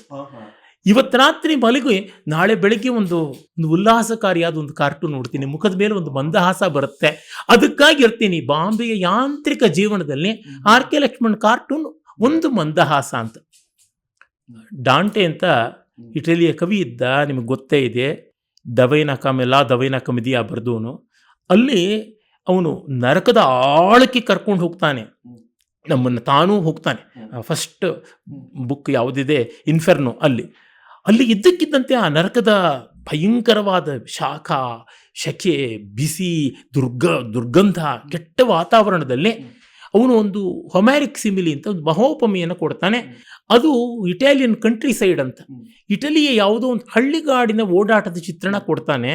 ಅದನ್ನು ಕುರಿತು ಕುವೆಂಪು ಹೇಳ್ತಾರೆ, ಇದ್ದಕ್ಕಿದ್ದಂತೆ ಆ ನರಕದಿಂದ ಒಂದು ನಿರ್ಮಲವಾದ ಆಕಾಶಕ್ಕೊಂದು ಕಿಟಕಿ ತೆಗೆದು ಬಿಡ್ತಾನೆ ಡಾಂಟೆ, ನಮಗೆಷ್ಟೋ ರಿಲೀಫ್ ಸಿಗುತ್ತೆ ಅಂತ. ಇದು ಕಲೆ, ರಸ ಮಾಡಿಕೊಡುವಂಥದ್ದು. ಹೀಗಾಗಿ ಸಾಮಾನ್ಯರಿಗಂತೂ ಬೇಕೇ ಬೇಕು. ಜ್ಞಾನಿಗಳಂತ ಆಗಬೇಕು ಅಂತಿರುವಂಥ ವೇದಾಂತಿಗಳಿಗೆ, ಪೀಠಾಧಿಪತಿಗಳಿಗೆ, ಸನ್ಯಾಸಿಗಳಿಗೆ, ಅವರಿಗೂ ಕೂಡ ಅವ್ರ ಬ್ರಹ್ಮಾನಂದ ಏನು ಅಂತ ಅರ್ಥ ಆಗಬೇಕಾದ್ರೆ ಇದು ಬೇಕು. ಬ್ರಹ್ಮಾನಂದ ಏನು ಅಂತ ಅರ್ಥ ಆಗಬೇಕಾದ್ರೆ 2-3 ಬಗೆಯ ಆನಂದ ಬೇಕು. ಒಂದು ಸುಷುಪ್ತಿಯ ಆನಂದ, ಗಾಢ ನಿದ್ರೆಯಲ್ಲಿ ನಾವು ಪಡೆಯುವ ಆನಂದ. ಮತ್ತೊಂದು ಪ್ರಣಯದಲ್ಲಿ ಪಡೆಯತಕ್ಕಂಥ ಮೈಥುನ ಆನಂದ. ಇನ್ನೊಂದು ರಸಾನಂದ. ಸಮಸ್ಯೆ ಏನಂದರೆ ನಿದ್ರಾನಂದ ನಮಗೆ ಬಂದಿದ್ದು ಗೊತ್ತಾಗಲ್ಲ, ಹೋದಿದ್ದು ಗೊತ್ತಾಗಲ್ಲ, ಆನಂದ ಇರುತ್ತದೆ. ಇನ್ನು ಮೈಥುನಾನಂದ ಸನ್ಯಾಸಿಗಳಿಗೆ ನಿಷಿದ್ಧ. ಮತ್ತೆ ಪರಾವಲಂಬನೆ ಎಲ್ಲಕ್ಕಿಂತ ಬಹಳ ಒಳ್ಳೆ ಪಾಯಿಂಟ್. ಇನ್ನೊಂದು ಜೀವಿಯ ಸಹಾಯ ಬೇಕು. ಆದರೆ ಇಲ್ಲಿ ರಸಾನಂದದಲ್ಲಿ ಸಾರ್ವಜನಿಕವಾಗಿ ನಾವು ಪಡೆಯಬಹುದಾದದ್ದು. ನಮಗೇ ಅಂತಲೇ ಯಾರು ಹಾಡಬೇಕಾಗಿಲ್ಲ. ಬೀದಿನಲ್ಲಿ ಯಾರೋ ಮದುವೆ ಮನೆಯಲ್ಲಿ ಒಂದು ಗ್ರಾಮಫೋನ್ ರೆಕಾರ್ಡಿಂಗ್ ಹಾಕಿರ್ತಾರೆ, ನಮಗೆ ಆ ಕಿವಿಯಲ್ಲಿ ಕೇಳಿ ಬರುತ್ತದೆ. ಆತನ ಆದಾಗ ನಮಗೆ ಸಾರ್ವಜನಿಕವಾಗಿ ಪಡೆಯಬಹುದಾದ ಏಕಾಂತದ ಆನಂದ ರಸಾನಂದವೇ. ಏಕಾಂತದಲ್ಲಿ ಒಬ್ಬರು ಮಾತ್ರ ಇನ್ನೊಬ್ಬರಿಂದ ಪಡೆಯಬಹುದಾದಂಥ ಮೈಥುನಾನಂದ. ಆದರೆ ಸಾರ್ವಜನಿಕವಾಗಿ ಎಲ್ಲರೂ ಮುಜುಗರವಿಲ್ಲದೆ ಪಡೆಯಬಹುದಾದ ರಸಾನಂದ. ಇದು ಬ್ರಹ್ಮಾಸ್ವಾದಕ್ಕಿರುವಂಥ ಒಂದು 4 ಟೇಸ್ಟ್ ಅಂತ ಇಂಗ್ಲೀಷಲ್ಲಿ ಕರೀತಾರೆ. ಅದು ಏನಂದರೆ ಪ್ರರೋಚನ ಅಂತ ಸಂಸ್ಕೃತದಲ್ಲಿ ಹೇಳ್ತಾರೆ. ನಾವು ಅಂಗಡಿಗಳಿಗೆಲ್ಲ ಹೋದಾಗ ಇದೊಂದು ಸ್ಯಾಂಪಲ್ ತೊಗೊಳ್ಳಿ, ಈ ಸ್ಯಾಂಪಲ್ ಬಿಟ್ಟು ಕೊಟ್ಟಿದ್ದೀವಿ, ಅದನ್ನು ನೀವು ಬಳಸಿ ಆಮೇಲೆ ಚೆನ್ನಾಗಿದ್ರೆ ತೊಗೊಳ್ಳಿ ಪೂರ್ತಿ ಅಂತಾರಲ್ಲ, ಆ ರೀತಿ ಆದದ್ದು ಅಂತ ಅನಿಸುತ್ತೆ. ಬ್ರಹ್ಮಾನಂದಕ್ಕಿರುವುದು ಹಾಗಾಗಿ ಎಲ್ಲರಿಗೂ ಬೇಕು. ಈ ರಸಾನಂದವನ್ನು ಪಡೆದರೆ ಮೊದಲು ಸಮಾಜಕ್ಕೆ ಉದ್ವಿಗ್ನತೆ ಕಡಿಮೆ ಆಗುತ್ತೆ. ನನಗೆ ಅದಿಲ್ವಲ್ಲ ಇದಿಲ್ವಲ್ಲ ಅನ್ನುವ ಹಪಾಹಪಿ ಕಡಿಮೆ ಆಗುತ್ತೆ. ಆಮೇಲೆ ಎಲ್ಲಕ್ಕಿಂತ ಮಿಗಿಲಾಗಿ ನನ್ನಂತೆ ಮತ್ತೊಬ್ಬರು ಕೂಡ ಅಂತ ಆತ್ಮವಿಸ್ತಾರ ಆಗುತ್ತೆ. ಅದೆಲ್ಲ ಆಗ್ತಾ ಇದ್ದಂತೆಯೇ ನಾವು ಮಾಡುವ ಕೆಲಸದಲ್ಲಿ ಕೌಶಲ ಹೆಚ್ಚಾಗುತ್ತೆ. ಅದರ ಮೂಲಕ ಲೌಕಿಕ ಲಾಭ ಬರುತ್ತೆ. ಲೌಕಿಕ ಲಾಭದಿಂದ ಲೋಕದ ಗೌರವ ಸಿಗುತ್ತೆ. ನಮ್ಮ ಜೀವನ ಹಸನ ಆಗುತ್ತೆ. ಈ ಲೋಕ ಗೌರವ ಸಿಕ್ಕು ನಮ್ಮ ಜೀವನವು ಹಸನಾದರೆ ಲೋಕದ ಮೇಲೆ ನಮಗೆ ಕೃತಜ್ಞತೆ ಬರುತ್ತೆ, ಲೋಕದ ಮೇಲೆ ಪ್ರೀತಿ ಹೆಚ್ಚಾಗುತ್ತೆ, ಆ ಪ್ರೀತಿ ಲೋಕದಿಂದ 10 ಪಟ್ಟು ಬರುತ್ತೆ. ಹಾಗೆಯೇ ಮುಂದುವರಿಯುತ್ತೆ. ಇದೊಂದು ಚೈನ್ ರಿಯಾಕ್ಷನ್ ತರಹ ಆಗುತ್ತೆ. ರಸಾನಂದ ತುಂಬ ಮುಖ್ಯ ಅಂತ ಗೊತ್ತಾಗುತ್ತೆ. ಆತ್ಮೌಪಮ್ಯೇನ ಸರ್ವತ್ರ ಸಮಂ ಪಶ್ಯತಿ ಅರ್ಜುನ ಅನ್ನುವಂತಹ ಸ್ಥಿತಿಗೆ ಬರುತ್ತೆ ಅಂತ. ಹಾಗಾಗಿ ರಸಾನಂದದಿಂದ ಚಿತ್ತಶುದ್ಧಿ ಆಗುತ್ತೆ ಅಂತ. ಅವಶ್ಯವಾಗಿ ಒಳ್ಳೆ ಪದ. ನೀವಂತೂ ಎಷ್ಟು ಚೆನ್ನಾಗಿ ಒಂದಿಷ್ಟು ವಿಸ್ತಾರವಾಗಿ ಹೇಳಿರೋದನ್ನ ಸೂತ್ರ ರೂಪವಾಗಿ ಸಾರವತ್ತಾಗಿ ಹೇಳಿದ್ರಿ. ಮನಸ್ಸಿನ ನಿರ್ಮಲತೆಯೇ ತುಂಬ ದೊಡ್ಡದು. ಪರಿಶುದ್ಧ ಮನವೇ ವರ ಮಂಕುತಿಮ್ಮ, ಅದು ಬೇಕು, ಅದು ಬರುತ್ತೆ. ಇಷ್ಟೊತ್ತು ಬಹಳ ಸೊಗಸಾಗಿ ಅಭಿಜಾತ ಕಲೆ ಸಾಹಿತ್ಯದ ಬಗ್ಗೆ ಚರ್ಚೆ ಆಯಿತು. ಇನ್ನು ನಮ್ಮ ಶಾಸ್ತ್ರ ಪರಂಪರೆ ಕೂಡ ತುಂಬ ಪ್ರಾಚೀನ ಕಾಲದಿಂದ ತುಂಬ ಬಂದಿದೆ. ಇವತ್ತು ಭಾರತದಾದ್ಯಂತ ಈ ಭಾರತೀಯ ಜ್ಞಾನ ಪರಂಪರೆ, ಇಂಡಿಯನ್ ನಾಲೆಡ್ಜ್ ಸಿಸ್ಟಮ್ಸ್ ಅನ್ನೋದ್ರ ಬಗ್ಗೆ ಸಾಕಷ್ಟು ಜನ ಅಭಿರುಚಿಯನ್ನು, ಆಸಕ್ತಿಯನ್ನು ಪಡಿತಾ ಇದ್ದಾರೆ. ಅನೇಕ ಸಂಸ್ಥೆಗಳು ಅದಕ್ಕೆ ಶ್ರಮವನ್ನು ಪಡ್ತಾ ಇದ್ದಾರೆ. ಈ ನಿಟ್ಟಿನಲ್ಲಿ ಯಾವುದನ್ನು ನಾವು ನಿಜವಾಗ್ಲೂ ನಮ್ಮ ಸಂಸ್ಕೃತಿಯ ಮೂಲ ಕೊಡುಗೆಗಳು ಅಥವಾ ಮುಖ್ಯವಾದ ಕೊಡುಗೆಗಳು ಅಂತ ಕಾಣ್ಬೋದು, ಯಾವುದನ್ನು ನಾವು ಇನ್ನೂ ಮುಂದುವರಿಸಬೇಕು, ಅದನ್ನು ರಕ್ಷಣೆ ಮಾಡಬೇಕು, ಆ ರೀತಿಯ ಅಂಥದ್ದು ಯಾವುದಾದ್ರೂ ಇದೆಯಾ? ಅಥವಾ ನಮ್ಮಲ್ಲಿ ಕೂಡ ಒಂದು ಸ್ವಲ್ಪ ಡೇಟೆಡ್ ಅಂತ ಹೇಳುವಂಥದ್ದು ಯಾವುದಾದ್ರೂ ಆ ರೀತಿ ಶಾಸ್ತ್ರಗಳು ಅಂತ, ಕಾಲಬಾಹ್ಯವಾದಂಥದ್ದು ಇದೆಯಾ? ಬಹಳ ಒಳ್ಳೆ ಪ್ರಶ್ನೆ. ಎಲ್ಲ ಪ್ರಶ್ನೆಗಳು ಒಳ್ಳೆ ಪ್ರಶ್ನೆನೇ. ಆ ಥರ ಇದರೊಳಗೂ ತುಂಬ ಚೆನ್ನಾಗಿರ್ತಕ್ಕಂಥದ್ದು. ಪ್ರತಿಯೊಂದು ದೇಶಕ್ಕೂ ದೊಡ್ಡ ಪರಂಪರೆ ಇರ್ತದೆ. ಪುಣ್ಯವಶಾತ್ ನಮ್ಮ ದೇಶಕ್ಕೆ ವಿಭಕ್ತವಾದ ಅಖಂಡವಾದ ಪರಂಪರೆ ಸುಮಾರು 10,000 ವರ್ಷಗಳಷ್ಟಿದೆ ಅಂತ ಗೊತ್ತಾಗುತ್ತದೆ. ಅಲ್ಲಿ ಎಷ್ಟೋ ವಿದ್ಯೆಗಳು ಬೆಳೆದು ಬಂದಿರುತ್ತೆ. ಏನಿಲ್ಲ, ಒಂದು ಶಾಸ್ತ್ರ ಹೇಗಾಗುತ್ತೆ ಅಂದರೆ, ಹೇಗೋ ಮಾಡುವುದನ್ನು ವ್ಯವಸ್ಥಿತವಾಗಿ ಮಾಡಿದ್ರೆ ಶಾಸ್ತ್ರ ಅಂತ ಆಗುತ್ತದೆ. ಹೇಗೋ ನಾವು ಅಡುಗೆ ಮಾಡ್ಕೊಂಡು ಹೇಗೋ ತಿಂತೀವಿ, ಅದಕ್ಕೊಂದು ವ್ಯವಸ್ಥೆ. ಆರೋಗ್ಯ ಅಂದರೆ ಏನು, ಜೀವಸತ್ವಗಳು ಅಂದರೆ ಏನು, ಅಡುಗೆ ಪದಾರ್ಥ ಅಂದರೆ ಏನು, ಕ್ರಮ ಅಂದರೆ ಏನು, ಫ್ಯೂಯಲ್ ಎಫಿಷಿಯನ್ಸಿ ಅಂತೀವಲ್ಲ, ಉರವಲನ್ನ ವ್ಯರ್ಥ ಮಾಡದೆ ಮಾಡ್ತಕ್ಕಂಥದ್ದು, ಹೀಗೆಲ್ಲ ಮಾಡಿದಾಗ ಅದು ಒಂದು ಶಾಸ್ತ್ರ, ಪಾಕಶಾಸ್ತ್ರ ಅಂತ ಆಗುತ್ತದೆ. ಹೀಗೆ ಪ್ರತಿಯೊಂದು ಶಾಸ್ತ್ರವಾಗುತ್ತದೆ ವ್ಯವಸ್ಥಿತವಾಗಿ ಬಂದಾಗ. ಅದರದೊಳಗೆ ದೇಶ ಕಾಲ ಅದಕ್ಕೆ ತಕ್ಕಂತೆ ಶಾಸ್ತ್ರಗಳು ಕೆಲವು ಮಾರ್ಪಡ್ತಾ ಇರುತ್ತವೆ. ಈಗ ಒಂದು ವಿಜ್ಞಾನದ ಉದಾಹರಣೆಯನ್ನೇ ತಗೊಂಡ್ರೆ, ನಮಗೆಲ್ಲ ಗೊತ್ತಿರುವಂತೆ ಮೊದಲು ಎಲೆಕ್ಟ್ರಿಕಲ್ ಇಂಜಿನಿಯರಿಂಗಲ್ಲಿ ವ್ಯಾಲ್ವ್ಗಳು ಅಂತ ಆರಂಭವಾಯಿತು. ಆಮೇಲೆ ಅವು ಸೆಮಿಕಂಡಕ್ಟರ್ಸ್ ಅಂತ ಆದವು. ಈಗ ಮೈಕ್ರೋ ಪ್ರೊಸೆಸರ್ಸ್ ಅಂತ ಬಂದಿವೆ. ಇನ್ನು ಮುಂದಕ್ಕೆ ಏನೆಲ್ಲ ಬರುತ್ತೆ ಗೊತ್ತಿಲ್ಲ. ಹೀಗೆ ಬರ್ತಾ ಇದ್ದಂತೆ ಈಗ ಯಾರು ವ್ಯಾಲ್ವ್ಸನ್ನು ಬಳಸ್ತಾ ಇಲ್ಲ. ಮತ್ತೆ ಈಗ ಸೆಮಿಕಂಡಕ್ಟರಿಂದ ಮೈಕ್ರೋ ಪ್ರೊಸೆಸರ್ಗೆ ಬಂದಿದ್ದಾರೆ, ಮತ್ತೆ ಇನ್ಯಾವುದಕ್ಕೆ ಬರುತ್ತೋ ಗೊತ್ತಿಲ್ಲ. ಈಗ ವೈರ್ಲೆಸ್ ಕಮ್ಯುನಿಕೇಷನ್ ಬಂದಿದೆ. ಈ ಥರದ್ದು ಎಷ್ಟೋ ಮುಂದುವರಿತಾ ಇದ್ದಂತೆ ಹಿಂದಿನದು ನಿತ್ಯ ಜೀವನಕ್ಕೆ ಬಳಕೆಗೆ ಬರೋಲ್ಲ, ಆದರೆ ವಿಜ್ಞಾನದ ತಂತ್ರಜ್ಞಾನದ ಇತಿಹಾಸದಲ್ಲಿ ಸೇರಿ ಹೋಗುತ್ತದೆ. ಅಂದರೆ ಅವುಗಳಿಗೆ ಈ ಹೊತ್ತಿನ ನಿತ್ಯ ಜೀವನದ ಅಸ್ತಿತ್ವ ಇರೋಲ್ಲ, ಇತಿಹಾಸದಲ್ಲಿ ಮಾತ್ರ ಇರುತ್ತವೆ. ಈಗ ಹೇಳಬೇಕು ಅಂತಂದರೆ ನ್ಯಾರೋ ಗೇಜ್ ಟ್ರೈನ್ ಅಂತ ಇತ್ತು. ಈಗ ಅಲ್ಲಿ ಯಾವುದೂ ಇಲ್ಲ. ಅದು ಈ ಕಬ್ಬನ್ ಪಾರ್ಕಲ್ಲಿ ಬೇಕಾದರೆ ಪುಟಾಣಿ ಎಕ್ಸ್ಪ್ರೆಸ್ ಇರ್ಬೋದಷ್ಟೇ, ಇನ್ಯಾವುದೂ ಇರೋಲ್ಲ. ಈಗ ಬ್ರಾಡ್ ಗೇಜ್ ಮಾತ್ರ ಇರೋವಂಥದ್ದು. ಮಾನೋ ರೈಲು ಬರುತ್ತೆ ಅನಿಸುತ್ತೆ ನಮ್ಮ ದೇಶಕ್ಕೆ, ಗೊತ್ತಿಲ್ಲ. ಹೀಗೆ ಇದು ಮುಂದುವರಿಯುವಂಥ ತಂತ್ರಜ್ಞಾನದ ಮುಂದುವರಿಯುವ ಲಕ್ಷಣವಾಗಿದೆ. ಅದರಿಂದ ನಮ್ಮ ಪರಂಪರೆಯ ಶಾಸ್ತ್ರಗಳಲ್ಲಿ ಯಾವುದು ಆಯಾ ಕಾಲಕ್ಕೆ ಮುಖ್ಯವಾಗಿದ್ದ ಆಮೇಲೆ ಇತಿಹಾಸಕ್ಕೆ ಸೇರುತ್ತವೆ ಅದನ್ನು ನಾವು ನೋಡ್ಕೋಬೇಕು. ಯಾವ ಕಾಲಕ್ಕೂ ಪ್ರಶ್ನಾತೀತವಾಗಿ ನಿಲ್ಲುವಂಥದ್ದು ಇರುತ್ತಲ್ಲ, ಅದನ್ನು ನಾವು ಗಮನಿಸಬೇಕು. ಈ ಕಲೆಗಳಿಗೆ ಸಂಬಂಧಪಟ್ಟ ಶಾಸ್ತ್ರ, ಇದನ್ನು ಕಲಾ ಮೀಮಾಂಸಾ ಶಾಸ್ತ್ರ ಅಂತ ಕರೀಬಹುದು, ಅದು ಶಾಶ್ವತವಾದದ್ದು. ಹಾಗೆ ಭಾಷಾ ಮೀಮಾಂಸೆಯ ವ್ಯಾಕರಣ ಶಾಶ್ವತವಾದದ್ದು. ಹಾಗೆ ಜೀವನ ಮೀಮಾಂಸೆ, ಜೀವನದ ಸಂಶೋಧನೆ, ಜೀವನ ಶೋಧನೆ ಮಾಡುವ ವೇದಾಂತ. ದರ್ಶನ, ಫಿಲಾಸಫಿ ಅಂತೀವಿ. ದರ್ಶನಶಾಸ್ತ್ರಗಳು, ಭಾಷಾಶಾಸ್ತ್ರಗಳು, ಕಲಾಶಾಸ್ತ್ರಗಳು ಇವು ಶಾಶ್ವತವಾಗಿ ಉಳಿಯುತ್ತವೆ. ಇನ್ನು ಕೆಲವು ಕಾಲಕಾಲಕ್ಕೆ ಪರಿಷ್ಕಾರ ಮಾಡಿಕೊಳ್ಬೇಕು. ಈಗ ಉದಾಹರಣೆ ಆಯುರ್ವೇದ, ಅದು ಒಂದಷ್ಟು ಪರಿಷ್ಕಾರ ಮಾಡಿಕೊಳ್ಳಬೇಕಾದದ್ದಿದೆ, ಮಾಡಿಕೊಳ್ಬೇಕಾಗುತ್ತದೆ. ಈಗ ಜ್ಯೋತಿಷ್ಶಾಸ್ತ್ರ ತುಂಬ ಚೆನ್ನಾಗಿ ಬೆಳೆದಿತ್ತು, ಆದರೆ ಈಗ ಬಹಳ ಅದ್ಭುತವಾದಂಥ ಟೆಲಿಸ್ಕೋಪ್ಗಳೆಲ್ಲ ಬಂದಿವೆ, ಬೇರೆ ಬೇರೆ ವಿಧವಾದಂಥ ಲೆಕ್ಕ ಹಾಕ್ತಕ್ಕಂಥದ್ದು, ಗ್ರಹಗತಿ ಪರಿಶೀಲನೆ ಮಾಡ್ತಕ್ಕಂಥದ್ದೆಲ್ಲ ಇದೆ. ಅವುಗಳಿಂದ ಪರಿಷ್ಕಾರ ಮಾಡ್ಕೊಳ್ಬೋದು. ಇದು ನಮ್ಮ ಪ್ರಾಚೀನ ಶಾಸ್ತ್ರಕಾರರಾದ ಋಷಿಗಳು ಈಗೇನಾದರೂ ಇದ್ದಿದ್ರೆ ಅವರು ಇವನ್ನೆಲ್ಲ ಅಳವಡಿಸಿಕೊಂಡಿರೋರು ಅಂತಲೇ ನಂಗನ್ಸುತ್ತೆ. ಈಗೇನಾದರೂ ಭಾಸ್ಕರಾಚಾರ್ಯ, ಆರ್ಯಭಟ ಇದ್ದಿದ್ರೆ ಅವರೊಂದು ದೊಡ್ಡ ಅಬ್ಸರ್ವೇಟರಿ ಮಾಡ್ಕೊಂಡು ಬದುಕ್ತಾ ಇದ್ರು, ಅತ್ಯಾಧುನಿಕ ವಿಜ್ಞಾನಿಗಳಾಗಿರ್ತಾ ಇದ್ರು. ಈ ಹೊತ್ತು ಭರತ ಮಹರ್ಷಿ ಏನಾದರೂ ಇದ್ದಿದ್ರೆ ಸಿನಿಮಾ ಬಗ್ಗೆ ಒಂದು ದೊಡ್ಡ ಅಧ್ಯಾಯ ಬರಿತಾ ಇದ್ದಾರೆ, ನಾಟ್ಯಶಾಸ್ತ್ರಕ್ಕೆ ಸೇರಿದಂತೆ ಅಂತ ಗೊತ್ತಾಗುತ್ತದೆ. ಈ ಥರ ಇದೆ. ಹೀಗಾಗಿ ನಮ್ಮಲ್ಲಿ ಈ ಕೌಟಿಲ್ಯ ಮಹಾಮನೀಷಿ, ಮಹಾಮೇಧಾವಿ ಋಷಿ ಆತನ ಅರ್ಥಶಾಸ್ತ್ರದ ಮೂಲ ತತ್ವ ತುಂಬ ಚೆನ್ನಾಗಿದೆ. ಆದರೆ ಕೆಲವೆಲ್ಲ ಇವತ್ತಿಗೆ ಬೇಕಾಗಲ್ಲ. ಉದಾಹರಣೆಗೆ ಆತ ದುರ್ಗಗಳ ನಿರ್ಮಾಣ ಅಂತಾನೆ. ಕೋಟೆಗಳನ್ನು ಎಲ್ಲಿ ಕಟ್ಟಬೇಕು? ನೀರಿನ ಮಧ್ಯದಲ್ಲಿ ಕಟ್ಟಬೇಕು ಜಲದುರ್ಗ, ಬೆಟ್ಟದ ಮೇಲೆ ಕಟ್ಟಬೇಕು ಗಿರಿದುರ್ಗ, ದಟ್ಟವಾದ ಕಾಡಿನ ಮಧ್ಯೆ ಮಾಡಬೇಕು ವನದುರ್ಗ, ಅಥವಾ ಮರುಭೂಮಿಯ ನಡುವೆ ಮಾಡಬೇಕು ಮರುದುರ್ಗ, ಹಾಗೆ ರಕ್ಷಣೆ ಮಾಡ್ಕೋಬೇಕು ಅಂತ. ಒಳ್ಳೆಯದು ಒಂದು ಮಟ್ಟಕ್ಕೆ. ಆದರೆ ಈಗ ನಾವು ಈ ದೇಶದಲ್ಲಿ ಕೂತ್ಕೊಂಡು ಇನ್ಯಾವುದೋ ದೇಶದ ಮೇಲೆ ಒಂದು ಬಟನ್ ಒತ್ತಿ ಬಿಟ್ಟಿದ್ರು ಮನುಷ್ಯರೇ ಇಲ್ಲದೆ ಹೋಗ್ಬಿಟ್ಟು ಮಿಸೈಲ್ಗಳ ದಾಳಿ ಮಾಡುವಾಗ ಈ ಥರದ ಕೋಟೆಗಳು ಪ್ರಯೋಜನಕ್ಕೆ ಬರೋಲ್ಲ. ಆ ಮಟ್ಟಕ್ಕೆ ಆ ಶಾಸ್ತ್ರದ ಆ ವಿವರಗಳು ಕಾಲಬಾಹ್ಯವಾಗಿವೆ, ಔಟ್ಡೇಟೆಡ್. ಆದರೆ ಅರ್ಥಶಾಸ್ತ್ರದ ಮೂಲ ತತ್ವ ಕೃತ್ಸ್ನಂ ಹಿ ಶಾಸ್ತ್ರಮಿದೆ ಮಿಂದ್ರಿಯ ಜಯ. ಇಡೀ ಅರ್ಥಶಾಸ್ತ್ರದ ಸಾರವೇ ನಮ್ಮ ಮೇಲೆ ನಾವು ಹತೋಟಿ ತಂದುಕೊಳ್ಳೋದಿದೆ. ಇಕನಾಮಿಕ್ಸ್ ಅಂತಂದರೆ ವಸ್ತುತಃ ಇದು ಅನ್ನುವಂಥ ದೃಷ್ಟಿ ಚೆನ್ನಾಗಿದೆ. ಹೀಗಾಗಿ ನಮ್ಮ IKS ಅಂದರೆ ಇಂಡಿಯನ್ ನಾಲೆಜ್ ಸಿಸ್ಟಮ್ಸ್ ಅಥವಾ BKS ಭಾರತೀಯ ನಾಲೆಜ್ ಸಿಸ್ಟಮ್ ಅನ್ನುವಂಥದ್ದು ಯಾವುದಿದೆ, ಅಲ್ಲಿ ಕಾಲಬಾಹ್ಯವಾಗುವ ಶಾಸ್ತ್ರ ಭಾಗ ಯಾವುದು, ಕಾಲಾತೀತವಾದ ಶಾಸ್ತ್ರ ಭಾಗ ಯಾವುದು ಅಂತ ನೋಡಬೇಕು. ಮತ್ತು ಈ ಕಾಲದಲ್ಲಿ ಈ ವಸ್ತು ವಿಜ್ಞಾನ ಅಂತೀವಲ್ಲ, ಶಾಸ್ತ್ರಗಳು ಯಾವುದು ಮೆಟೀರಿಯಲ್ಗೆ ಸಂಬಂಧಪಟ್ಟಿವೆ ಅವುಗಳು ಬೇಗ ಬೇಗ ಬದಲಾಗ್ತಾ ಇರುತ್ತೆ. ಅಂದರೆ ಭಾವವಿಜ್ಞಾನ ಅಂತೀವಲ್ಲ, ಭಾವವಿಜ್ಞಾನ ಅಲ್ಲ, ಭಾವವಿಜ್ಞಾನ, that with concepts and that with feeling, ಆ ಶಾಸ್ತ್ರಗಳು ಶಾಶ್ವತ. ಅಲ್ಲಿ ನಮ್ಮ ಅಧಿಕಾರ ತುಂಬ ಇದೆ. ಯಾವುದನ್ನು ಸಾಫ್ಟ್ ಸ್ಕಿಲ್ಸ್ ಡೆವಲಪ್ಮೆಂಟ್ ಅಂತ ಕರಿತೀವಿ, ಯಾವುದನ್ನು ಹ್ಯೂಮನ್ ಸ್ಕಿಲ್ಸ್ ಡೆವಲಪ್ಮೆಂಟ್ ಅಂತ ಕರಿತೀವಿ, ಅವುಗಳಲ್ಲಿ ನಮ್ಮ ಬಲ ಹೆಚ್ಚಿದೆ ಅಂತ ತಿಳ್ಕೋಬೇಕು. ಅದನ್ನು ತಿಳ್ಕೊಂಡ್ರೆ ತುಂಬ ಒಳ್ಳೆಯದು. ಒಂದು ಕಡೆ ನಮ್ಮ ದೇಶದ ಹೆಮ್ಮೆ ಹೆಚ್ಚೋದಷ್ಟೇ ಅಲ್ಲದೆ ನಮ್ಮ ಜನಗಳ ಮನೋಧರ್ಮ ಚೆನ್ನಾಗಾಗುತ್ತೆ. ಆ ಮೂಲಕ ಜಗತ್ತಿಗೆ ನಾವು ಕಲಿಸ್ತಕ್ಕಂಥದ್ದೆಷ್ಟೋ ಉಳಿಯುತ್ತೆ ಅನಿಸುತ್ತೆ. ಇದು ಅರ್ಥ ಮಾಡಿಕೊಂಡ್ರೆ ಒಳ್ಳೆಯದು. ಇದು ಅರ್ಥ ಮಾಡ್ಕೊಳ್ಳದೆ ಇದ್ದರೆ ಏನಾಗುತ್ತೆ, ಎಷ್ಟೋ ಬಾರಿ ನಗಪಾಟ್ಲಿಗೂ ತುತ್ತಾಗಬೇಕಾಗುತ್ತದೆ. ಯಾವುದೋ ಅಪ್ಪ ಹಾಕಿದ ಆಲದ ಮರ ಅಂತ ಕೂತ್ಕೊಂಡಿದ್ದಾರೆ ಅಂತ ಬೇರೆಯವರು ಹೇಳ್ತಕ್ಕಂಥದ್ದಕ್ಕೆ. ಅದಕ್ಕಾಗಿ ಈ ವಿಷಯಗಳಲ್ಲಿ ನಾವು ಜಾಗರೂಕರಾಗಿರಬೇಕು. ಆದರೆ ಒಂದಂತೂ ನಿಜ, ಅವು ಇವತ್ತು ಪ್ರಯೋಜನಕ್ಕೆ ಬರದೇ ಇದ್ದಂಥ ವಿದ್ಯೆಗಳನ್ನಾಗಲಿ ನಾವು ತಿಳ್ಕೊಂಡಾಗ ನಮಗೆ ಹೆಮ್ಮೆ ಅನಿಸುತ್ತೆ. ಈಗ ಭಾರತೀಯರು 0ನ ಮೊದಲು ಕೊಟ್ಟರು, ಪೈಥಾಗರಸ್ ಥಿಯರಮ್ಗಿಂತ ಮುಂಚೆ ನಮ್ಮದು ಮಾಡಿದ್ದಾಗಿತ್ತು.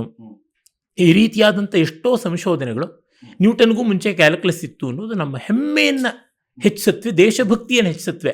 ಅದು ಉತ್ತರೋತ್ತರವಾಗಿ ಜನ ಒಳ್ಳೆ ರೀತಿಯಲ್ಲಿ ಕೆಲಸ ಮಾಡೋಕ್ಕೆ ಪ್ರೇರಣೆ ಕೊಡುತ್ತೆ ಅಷ್ಟೇ. ಅದರಿಂದ ಜಗತ್ತಿಗೆ ರಚನಾತ್ಮಕವಾಗಿ ಏನಾದರೂ ಕಾಣಿಕೆ ಕೊಡಬೇಕು ಅಂದರೆ ಅವುಗಳಿಂದ ಆಗೋಲ್ಲ. ಅದರಿಂದ ಪ್ರೇರಣೆ ಪಡೆದು ಈ ಆಧುನಿಕ ಕ್ಷೇತ್ರದಲ್ಲಿ ದುಡಿಬೇಕು ಅಷ್ಟೇ, ಬೇರೆ ದಾರಿ ಇಲ್ಲ ಅಂತ ಗೊತ್ತಾಗುತ್ತೆ. ಹಾಗಾಗಿ ಎಷ್ಟೋ ಶಾಸ್ತ್ರಗಳ ಸದ್ಭಾವವನ್ನು ಹಿಡಿಬೇಕಾಗತ್ತೆ. ಮತ್ತೆ ನೀವು ಸಾರವತ್ತಾದ ಮಾತುಗಳಲ್ಲಿ ಹೇಳಿ ಮುಗಿಸ್ತಾ ಇದ್ದೀರಪ್ಪ. ಶಾಸ್ತ್ರ ಮಾತ್ರಕ್ಕಿಂತ ಶಾಸ್ತ್ರ ಸದ್ಭಾವ ಒಳ್ಳೆಯದು ಅಂದ್ರಲ್ಲ, ಬಹಳ ಸ್ಪಿರಿಟ್ ಅಂತ. ಹೌದು, ಹಾಗೆ ಅಂತ ನೋಡ್ಬೋದು ಅಂತ ಕಾಣುತ್ತೆ. ಕೊನೆಯದಾಗಿ, ಈಗ ಭಾರತವಲ್ಲದೆ ಬೇರೆ ಜಗತ್ತಿನಿಂದ ನಾವು ಕಲಿಯುವಂಥದ್ದು ಏನಾದರೂ ಇದೆಯಾ? ಮತ್ತು ಎಷ್ಟೋ ಬಾರಿ ಏನಾಗುತ್ತೆ ಅಂದರೆ, ಭಾರತೀಯರಿಗೆ ಪಾಶ್ಚಾತ್ಯ ಜಗತ್ತಿನ ಬಗ್ಗೆ ಎಲ್ಲೆಲ್ಲದ ಅಭಿಮಾನ ಹೊಂದಿರುತ್ತೆ, ಅಥವಾ ಅದು ಒಂದು ರೀತಿ ಗ್ರಡ್ಜಿಂಗ್ ಅಡ್ಮಿರೇಷನ್ ಅನ್ನುವಂಥದ್ದು ಕೂಡ ಹೊಟ್ಟೆ ಕಿಚ್ಚಿನಿಂದ ಒಂದು ಗೌರವ ಮೆಚ್ಚುಗೆ ಆ ರೀತಿ ಕೊಡುವಂಥದ್ದಾಗತ್ತೆ. ಇಲ್ಲದ್ರೆ ಅವರು ನಮ್ಮನ್ನ ದಬ್ಬಾಳಿಕೆ ಮಾಡಿ ತುಳಿದಂಥವ್ರು, ಹಾಗಾಗಿ ಅವರು ನೀಚರು, ಸದಾ ಅವರು ನೀಚತನನೇ ಅವರಲ್ಲಿ ಇರುವಂಥದ್ದು ಆ ಭಾವ ಇರುತ್ತೆ. ಈ ಎರಡು ಎಕ್ಸ್ಟ್ರೀಮ್ಸ್ ಅಲ್ಲಿ ನಾವು ನೋಡ್ತೀವಿ.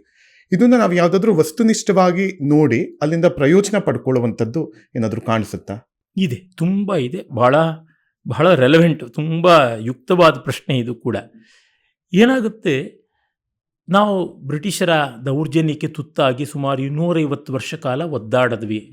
ತುಂಬ ಕೋಟಿ ಕೋಟಿ ಕೋಟಿ ಗಟ್ಟಲೆ ಸಂಪತ್ತಿ ನಮ್ಮ ದೇಶದಿಂದ ದೂರವಾಯಿತು.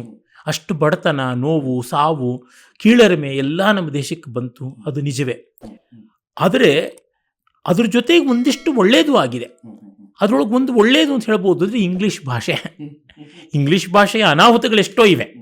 ಆದರೆ ಅದ್ರ ಜೊತೆಗೆ every cloud has A silver line ಅಂತಾರಲ್ಲ, ಇಂಥ ಕಾರ್ಮೋಡಕ್ಕೂ ಒಂದು ಬೆಳ್ಳಿ ಗೆರೆ ಇದ್ದೇ ಇರುತ್ತೆ ಅಂತ. ಹಾಗೆ ನೋಡಿದಾಗ ಇವತ್ತಿನ ನಮ್ಮ ಎಷ್ಟೋ ಸರ್ವಿಸಸ್ ಅಂತ ಕರಿತೀವಲ್ಲ, ಸಾಫ್ಟ್ವೇರ್ ಇರ್ಬೋದು, ಆಮೇಲಿಂದ KPO BPO ಅಂಥದ್ದು ಹಿಂದೆ ಇದ್ವಲ್ಲ, ಅವುಗಳಿಗೆಲ್ಲ ಮೂಲವಾಗಿ ಒದಗಿ ಬಂದದ್ದು ಇಂಗ್ಲೀಷ್ ಭಾಷೆ. ಅದು ಚೈನಾಗಿರಲಿಲ್ಲ, ಜಪಾನ್ಗಿರಲಿಲ್ಲ, ತೈವಾನ್ಗಿರಲಿಲ್ಲ.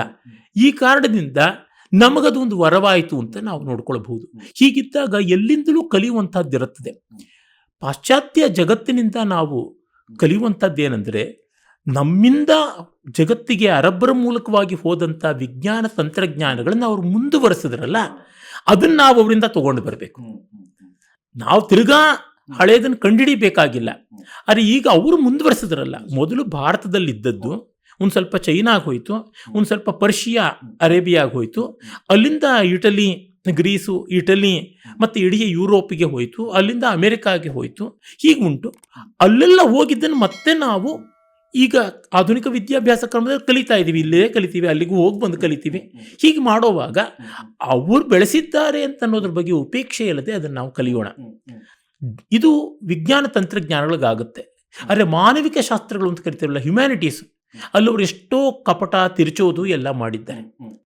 ನಮ್ಮ ಸಮಾಜಶಾಸ್ತ್ರ, ಸಾಹಿತ್ಯಶಾಸ್ತ್ರ, ಕಲಾಶಾಸ್ತ್ರ, ರಾಜ್ಯಶಾಸ್ತ್ರ, ಈ ಕೆಲವು ಇವೆಯಲ್ಲ, sociology, political science, art, literature, ಇಂಥದ್ರೊಳಗೆ ಪಾಶ್ಚಾತ್ಯರು ಎಷ್ಟೋ ಕೆಟ್ಟದ್ದನ್ನೆಲ್ಲ ಮಿಕ್ಕ ಜಗತ್ತಿನ ಮೇಲೆ ಹೇರಿದ್ದಾರೆ. ಅದನ್ನು ನಾವು ಎಚ್ಚರದಿಂದ ಗಮನಿಸಬೇಕು. ಸ್ವಾಮಿ ವಿವೇಕಾನಂದರು ಒಂದು ಮಾತು ಹೇಳ್ತಾರೆ, you accept everything Indian without an hesitation, but first you suspect everything other than Indian and then accept ಅಂತ. ಹೀಗಾಗಿ ನಾವು ಸಂದೇಹ ಪಟ್ಟುಕೊಂಡೇ ತಗೊಂಡು ಪರಿಶೀಲನೆ ಮಾಡೋಣ. ಆವಾಗಲೇ ಬಂತಲ್ಲ ಪುರಾಣ ಮಿಥ್ಯವ, ಸಂತಃ ಪರೀಕ್ಷಾನ್ಯತರದ್ ಭಜಂತೆ, ವಿವೇಕಿಗಳು ಪರೀಕ್ಷೆ ಮಾಡಿ ನೋಡ್ತಾರೆ ಅಂತ. ಅದನ್ನು ಮಾಡಬೇಕು.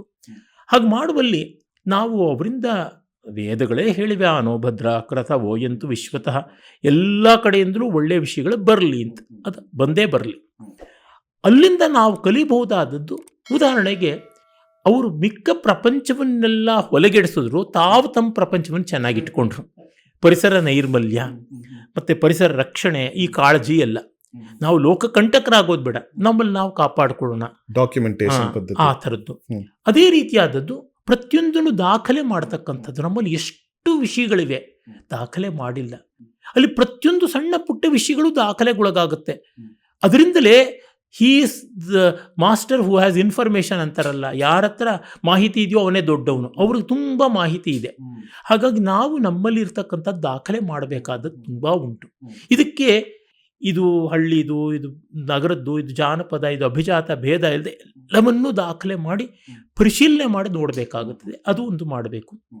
ಮತ್ತು ಸಾಮಾನ್ಯ ಸ್ತರದಲ್ಲಿ ಸಮಾಜದಲ್ಲಿ ಒಂದು ವ್ಯವಸ್ಥಿತವಾದ ನೈತಿಕ ಪ್ರಜ್ಞೆ, ಕಾನೂನಿನ ಪ್ರಜ್ಞೆ ಅಲ್ಲಿ ಇಟ್ಕೊಂಡಿದ್ದಾರಲ್ಲ, ಅದನ್ನು ನಾವು ಮೈಗೂಡಿಸ್ಕೊಳ್ಬೇಕು. ಮುಂಚೆ ನಮ್ಮಲ್ಲಿತ್ತು.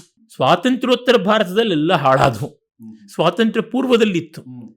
ಧರ್ಮ ಅನ್ನುವ ವಿಶಾಲವಾದ ದೃಷ್ಟಿ, ಯಾವುದು ತಾಳಿಸುವ ಬಾಳಿಸುವ ಶಕ್ತಿ, ಅದನ್ನು ಬಿಟ್ಟಿದ್ದರಿಂದ ಇದು ಬಂತು. ಹೀಗಾಗಿ ನಾವು ಧರ್ಮಿಷ್ಠರಾಗಬೇಕು. ಅದಕ್ಕೆ ಅಲ್ಲಿಂದ ವ್ಯವಸ್ಥೆ, ಅದನ್ನು ನಾವು ಕಲಿಬಹುದಾದದ್ದು.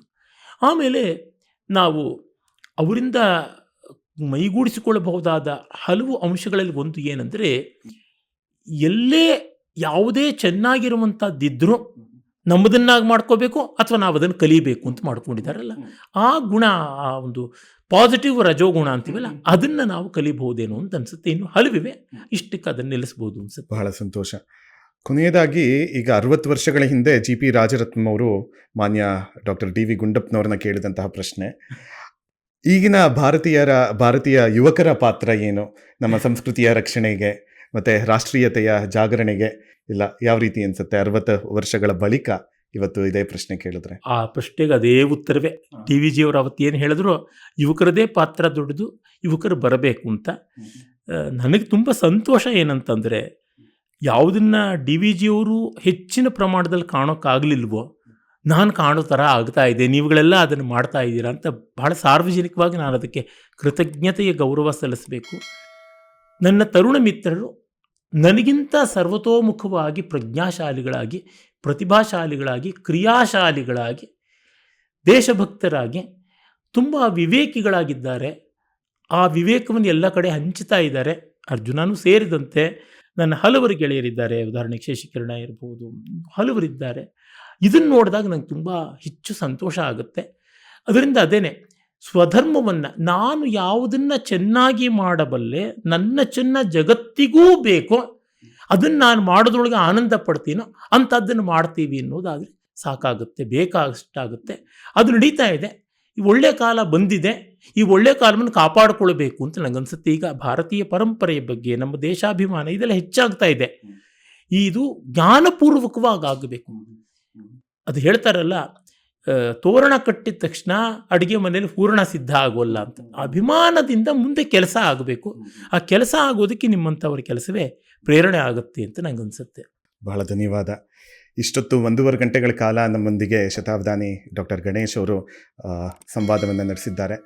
ಅವರ ಸಮಕಾಲೀನರಾಗಿ ನಾವು ಬದುಕ್ತಿದ್ದೀವಿ ಅನ್ನುವಂಥದ್ದೇ ನಮ್ಮ ಪುಣ್ಯ, ನಮಗೆ ಒಂದು ಧನ್ಯತಾ ಭಾವವನ್ನು ಕೊಡುವಂಥದ್ದು. ಈ ವಿಜಯ ಕರ್ನಾಟಕ ಡಿಜಿಟಲ್ ಮಾಧ್ಯಮದ ಪರವಾಗಿ ಪದ್ಮಭೂಷಣ ಶತಾವಧಾನಿ ಡಾಕ್ಟರ್ ಆರ್ ಗಣೇಶ್ ಅವ್ರಿಗೆ ಕೃತಜ್ಞತೆಗಳು. ಬಹಳ ನಮಸ್ಕಾರ, ಧನ್ಯವಾದ.